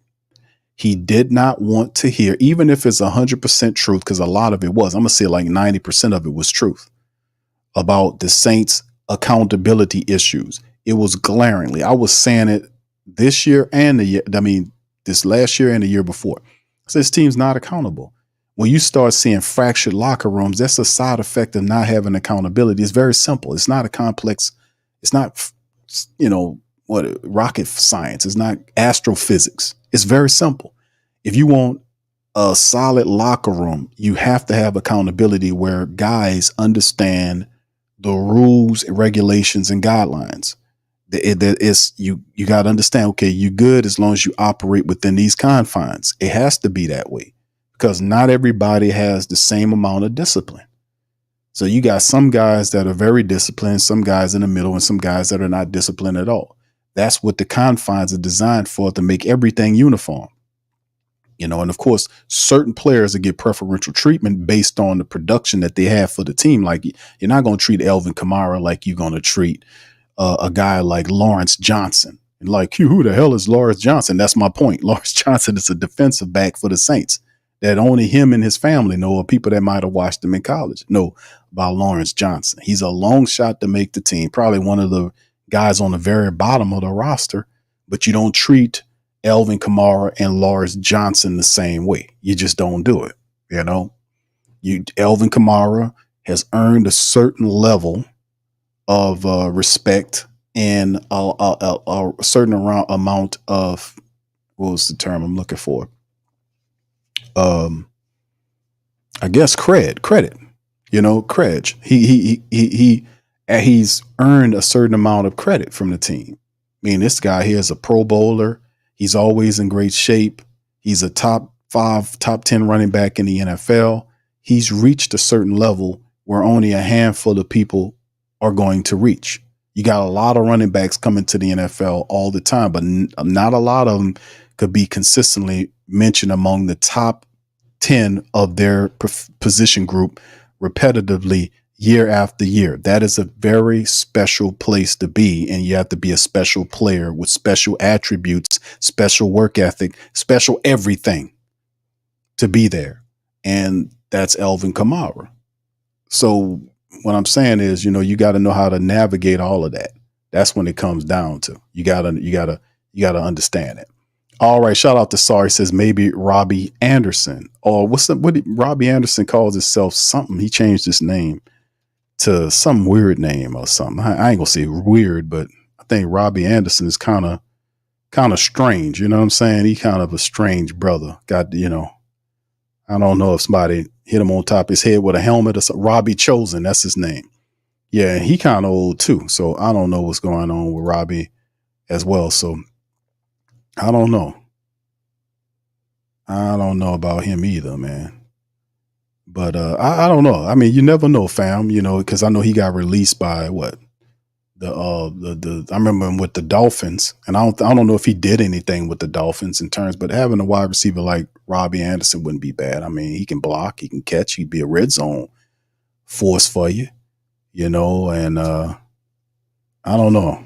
I just have to look at the list and see who's out there. All right, shout out to the fam, man. All right, so who else we got here chilling? Any more comments there? Yeah, he goes by Chosen. Robbie G. I just looked it up. Thank you, bro. All right, what's up, Jack? Shout out to Jack, man. Rose says he wants to retire a Saint. Does he? We signed him to a 1-day contract, and there you go, baby. 1-day contract, retires as a Saint. He started with the Saints, so it'd be a good thing for him to start and finish. That completes the circle. Pelicans Nova say, what's up, Q? My wife says she glad to see Mickey Loomis in the chat, so we... Exactly. Yeah, listen, man. And let me tell you something, Pelicans Nola. Shout out to you. Shout out to your wife, man. Listen, let me tell you something, bro. Y'all know how I am about Slick Mickey Loomis, man. I gets at Slick Mickey Loomis all the time because he be talking crazy, he be talking reckless, and you know, telling people they unqualified. That was another thing that he did that we don't like. He was telling people, you know, well, no, let me tell you something. You can have your opinion out, but you're unqualified to talk about. Yeah, no, we can't have that, bro. You can't tell people they're unqualified to talk about football. You can't do that, bro. You can't sit up here. He said that last year, and I got on him about that. And then he's talking about reporters. You know, he making it seem like the reporter was just some dude sitting on his couch and just said something. Well, listen, I don't take advice from him anyway, so why would I care about his opinion? Yeah, I mean, I understand that part of the game, Mickey, but at the same time, brother, you supposed to say, you said the quiet part loud. You know, you like, yeah.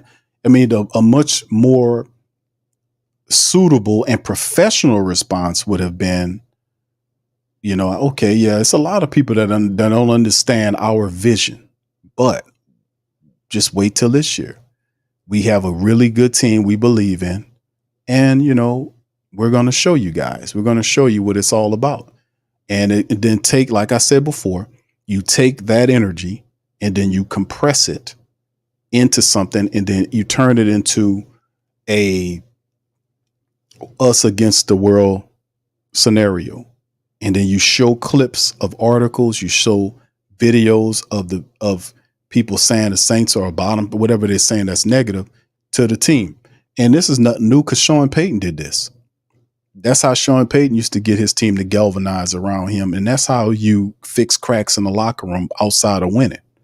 You got to create a us against the world scenario. And when they're giving you the ammunition to be able to do it, take it and use it. Because there's a lot of people saying they don't think the Saints going to end up to nothing. If you feel that way, go ahead on and do it. That's point number one. The second point is, you know, I don't listen to them. I really don't know what they're saying. And that's one thing was like, really? Okay. If you don't know what they're saying and you don't hear the stuff because you're not paying attention, which is a regular lie they throw out there all the time, which is an untruth. You live in a social media world, you're going to be paying attention to what people are saying about the moves you make. And they all do the same thing. Nobody don't make moves and be like, well, what the hell with it, man? I'm doing this because I like it. No, because you're not in it by yourself. You understand that if you don't make the right move, that you won't garner enough financial support from the supporters to be able to support the team. And then guess what? You got problems, because then you got the owner and Greg Lauscher, who's the top money man there, looking at you funny because the money look funny. You see? So it's that game. Anytime you're involved and you have to garner support from other people to support your endeavor financially speaking, you can't talk like that. You can't sit up here and play, be a cheap ass elitist. You know, I'm not even a real elitist, but the sound elitist, and you're an employee. You don't own anything.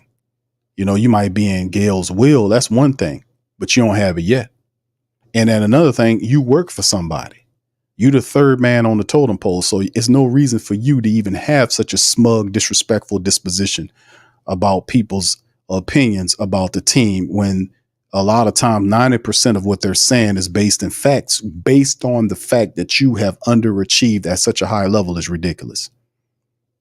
And he's thin-skinned because he don't want to hear the remindment of his failure. That's what it is. But he's like, oh, you know, I don't believe any of that. They're not qualified. So he diffuses it and misdirects it by saying they're not qualified, as opposed to saying, hey, we failed as a team. I'm the general manager. I picked the coach. I gave a rubber stamp and green big thumb to all of these moves here since I've been here for over 30 years. So whatever failures the team has had over the last 3 years, that's on me. And, you know, and they're right. to be cautious of the team because we haven't really done anything that's really credible or substantive. Well, we've gotten into the playoffs. We haven't done. We came close, but that don't count.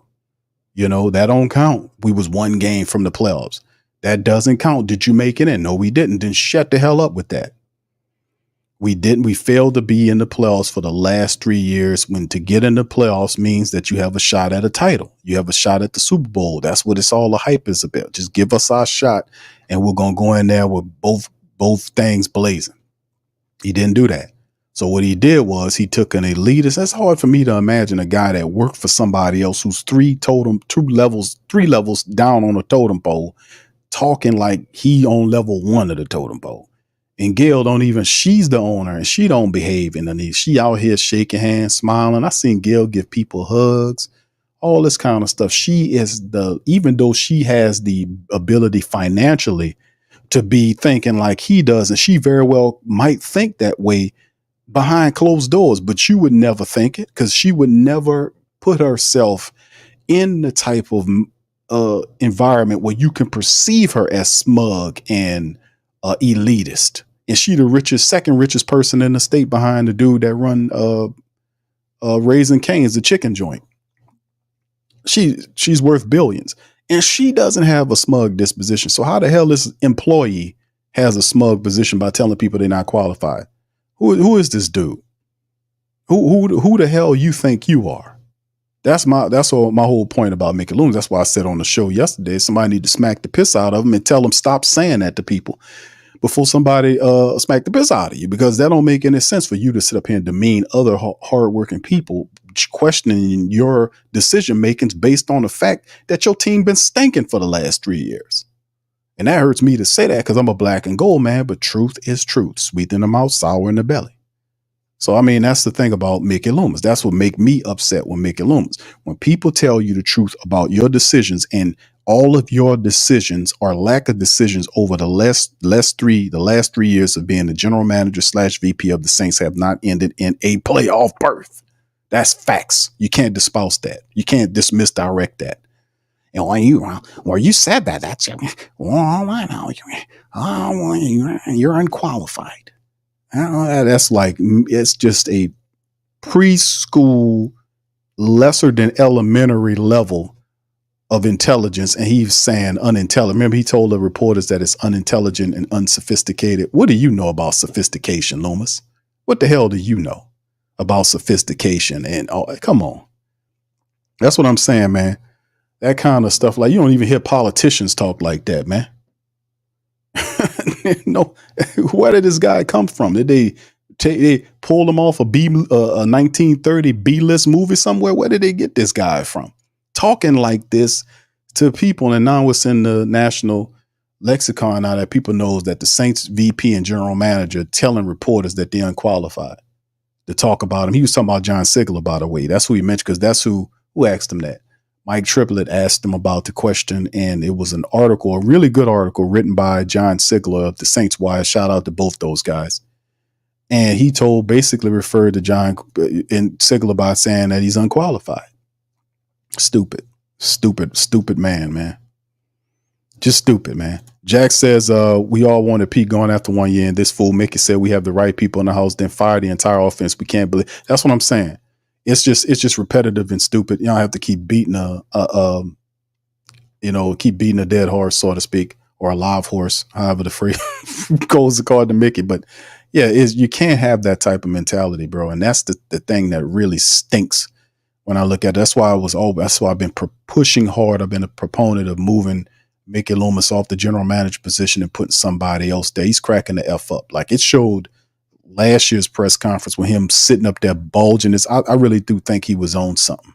I really do think he was on something, because you never seen him like that. But when you seen that pressure there, he was chewing that gum. His eyes was bucking out of his damn head. His face was flush. He was talking all insane and crazy. I'm like, this dude is on something, man. Something wrong with this dude. So we might have to get him off the table, man, and move him on out the way. And the only way that happens if Gail said, if Dennis fails, then you would have to look at Mickey Loomis and all of that. If he succeeds, and I hope they do succeed, because whether it's Dennis Allen or anybody else. I want to win. I don't want to lose just to get rid of somebody. No, I want to win. I want to win. I want to win. I don't want to waste time trying to lose. That's dumb. You know, unless I got a craptastic team. That's a whole nother thing I care not to get into. But the Saints have to take advantage of Demario Davis's time here. He don't have a lot of years of playing left. Cam Jordan, Tyrann Mathieu. We got people right now that we can utilize to help us win. I do not want to waste time losing just to get rid of one dude that was probably supposed to be gone last year.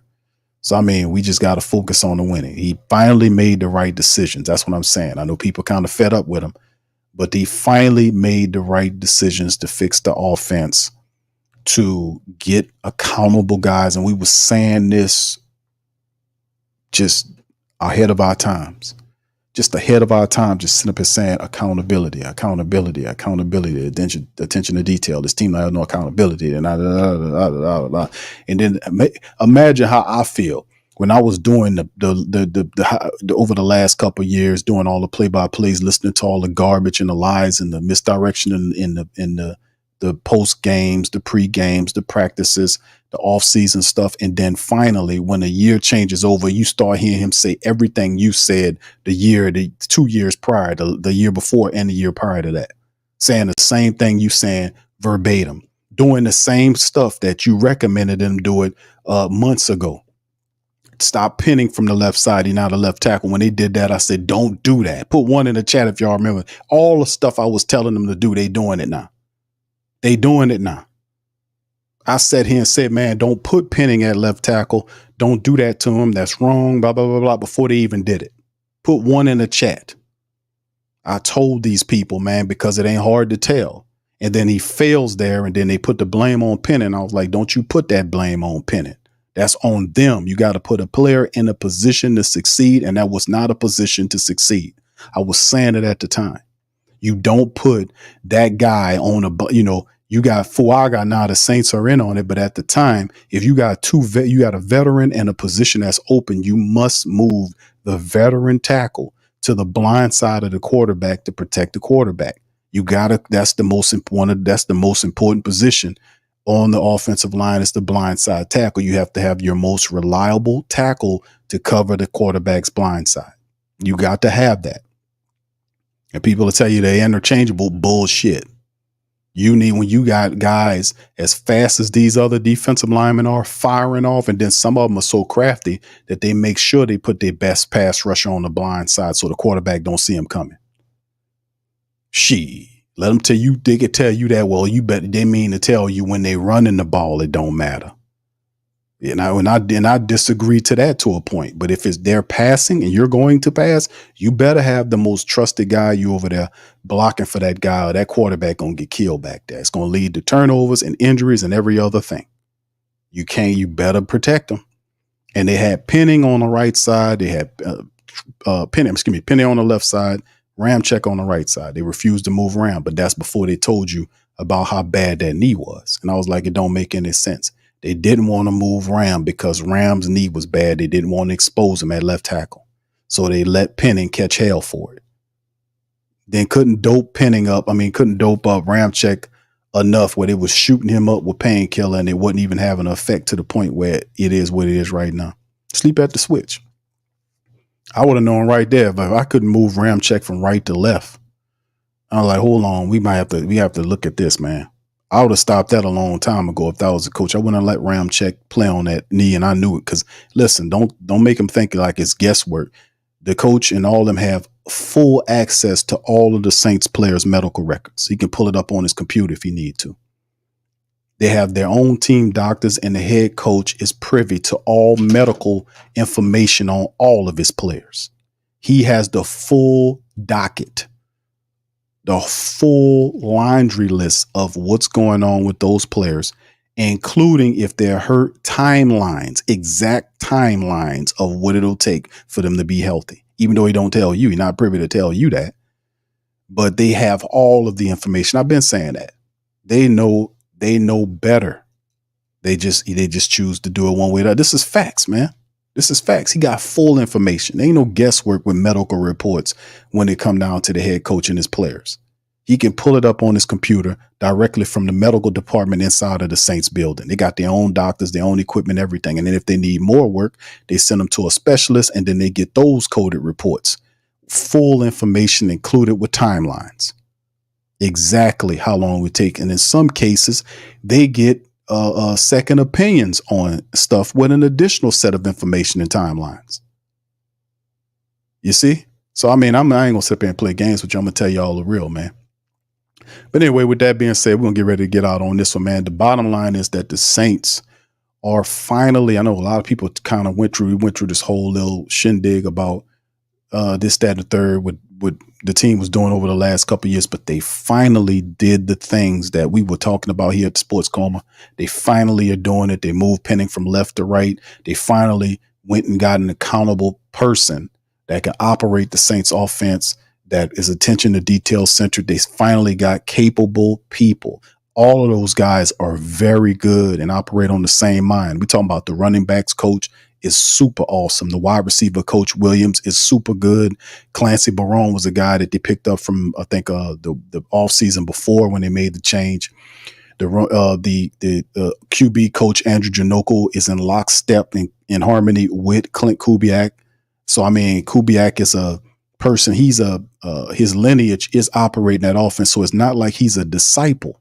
His father, Kubiak, and Shanahan, who was the coach, weird dynamic, very weird dynamic, because these guys, this is lineage style offenses. You had Kubiak running this offense, and he tied to Mike Shanahan. So you had Gary Kubiak and Mike Shanahan, who've been tied at the hip in success for many years. And then Kyle Shanahan, the son of Mike Shanahan, becomes the coach of the 49ers, and he gets the son of Gary Kubiak, one of them, to become his passing game coordinator. So you got Shanahan and you got Kubiak lineage tied together in this offense. Here, that guy knows that offense like the back of his hand, man. It's not like he's a Pete Carmichael, that he been up under Sean Payton all these years in this version system. That's like the family business to Clint Kubiak. That's the family business. The run, it's a different effect. It hits different. When my father did this and this, he taught me this. Your father, if he ain't gonna teach you something, he gonna give you the game. He ain't gonna hold things back from you. He gonna give you the system and tell you how to operate. Real money. This is the family business. So like I said, I like about the kid is that he don't talk a lot. He listen. You can see it's a seriousness about him. And he understands the severity of the situation that he's in, because he knows that he has a compressed time frame to be able to be successful here. And that not only that, but that everything is based on him succeeding or not. That's the reason why a lot of it, they don't say they somber, but they understand the explosive nature of the situation that they are in. This is like a 1-year situation. And we got to hit it right. If we don't succeed, we're going to be looking for a job next year. That's really what it is. But to take the job under that pressure, that instability, when he could have just stayed with the 49ers, think about that. So to make a long story short, like I said, Clint Kubiak, Andrew Janoko, and all of the others, John Benton, offensive line coach, all of these guys are attention to detailed, accountable people that'll make sure each one of the rooms they're responsible for are well and ready to play. That John Benton is going to make sure that his offensive linemen are up to code, that Janoko will make sure his quarterbacks are on code. And Janoko talked about, when he came in here, the OTAs, he talked about Carr, like Carr was one of the number one situations. Like we have to, when they got in there, he was talking about Derek Carr, gave him some accolades. They talked about what we want to do. We want to work on his footwork, because they see there's issue with Derek Carr's footwork. 10-year veteran, problems with his footwork. They seen it right away. We want to speed him up. We got to work on his timing, speeding up, being fast in the system so we don't have any issues there. And then, like we was saying, even Clint Kubiak said, when he was throwing the ball out there, he looked good. We just want him to do it faster. That's that. You see, getting his timing right. And he also mentioned progressions. Make sure we going through the progressions. So footwork, progressions, timing, all of that. That was stuff that was hurting us last year with Derek Carr. I'm just saying, based on that's what those men said. coming into it, it's like, okay, that was the same stuff we were saying last year, minus the footwork stuff. I didn't say nothing about the footwork. What I was talking about is the fact that he didn't progress well. He would hold on to the ball too much and stare one side of the field down. And that's coming from the all 22. Same film they were looking. We were studying it, saying this guy is staring down. He's doing a little too much staring. They seeing that too. So like, anyway, but yeah, I'm very happy to see that they're doing that. Once again, shout out to Ed Daniels and his family. We hope Ed Daniels is going to be all right. As the news came out about an hour or so that Ed Daniels, man, shout out to John Hendricks. He had this on his page. He shot this out about Ed Daniels, man, that Ed Daniels was hospitalized. And one of the reports indicated that Ed Daniels wasn't breathing. Well, he's on a ventilator.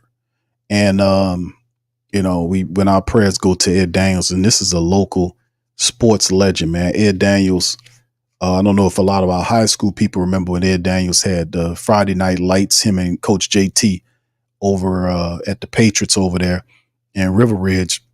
He used to host the show many years, man, when they used to cover all the high school sports across it was a great show that he created. Plus, Ed Daniels was the forefront. He's a guy that if you know about New Orleans sports, you know about Ed Daniels. Let's just put it to you like that. So shout out to Ed Daniels. Love and appreciate his contributions to the sports community, and we're praying for Ed Daniels to have to be healthy, and prayers going to his family. So anyway, with that being said, we're gonna get out on that note. Listen, I thank you guys for tuning into this episode of the show Camp Day 4. We covered a lot of stuff today. We talked about some stuff that happened in camp today with everything, man. With Spencer Rattler and them doing pretty good in camp. Mason Timpton making some good plays. Chris Olave and Spencer Rattler making the connection. We talked about some stuff. So a lot of positive stuff happened. We also mentioned Brian Bressee's foot injury. We don't have anything on that quite yet. We also talked about Kendre Miller still missing the hip flexor. Dealing with Lattimore. We kind of gave our own little timeline based on the research, everything like that there. And we covered a lot, man. So if y'all want to check that out, we played all the interviews from day 4. The Saints are off tomorrow. They'll return to Monday with pads on, and it will feel more like football practice. So with that being said, I'm going to get ready to get out on that. Y'all, please feel free to hit the like button. If y'all hadn't hit the like button. Please feel free to subscribe if you're not a subscriber. If you're listening on X, please feel free to retweet us on X. Shout out to you guys on X as well. And we'll get ready to get out of here. So if y'all want to check out or join the channel, the join button is there. It's also the whothatdaily.com is our sports website. It's located in the description section below, along with our link tree, which has links to everything that we do if you want to support the platform. With that, I'm going to get on out of here. Much love to y'all. Appreciate y'all. And who that to you. Yeah. Huh?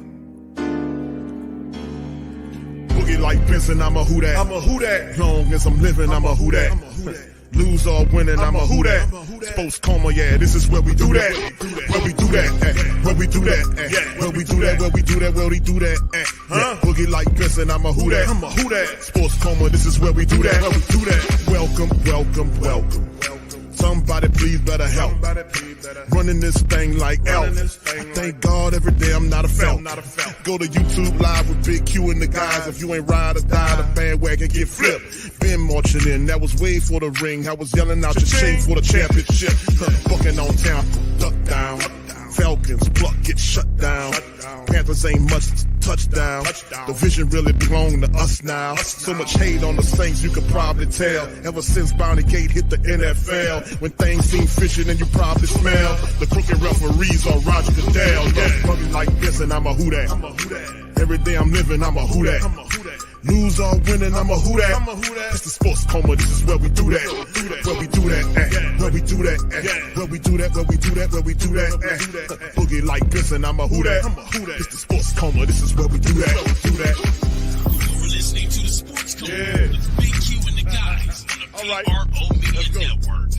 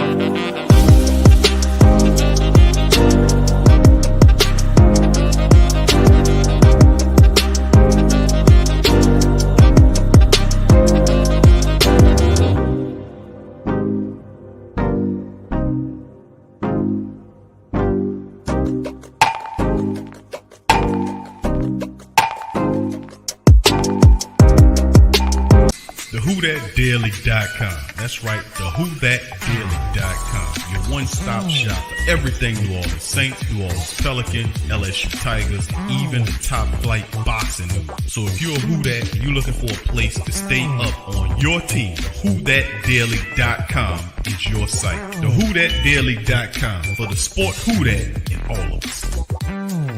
That's right, the Pro Shop is the platform store where you can go and buy all the latest merch to support the platform. Available at the Pro Shops, we have dozens of hundreds of products available for you and your family. Unisex tees for men and women, hoodies and sweatshirts, tank tops, kids and baby items, long sleeve tees, mugs, pillows, wall art, bath bedding, face masks, phone cases, stickers, bags, fanny packs, socks, hats, and many other items. Please feel free to check out the Pro Shops. The link is in the description section below. Remember, it helps the platform continue to grow. Check out the Pro Shop and Who That too.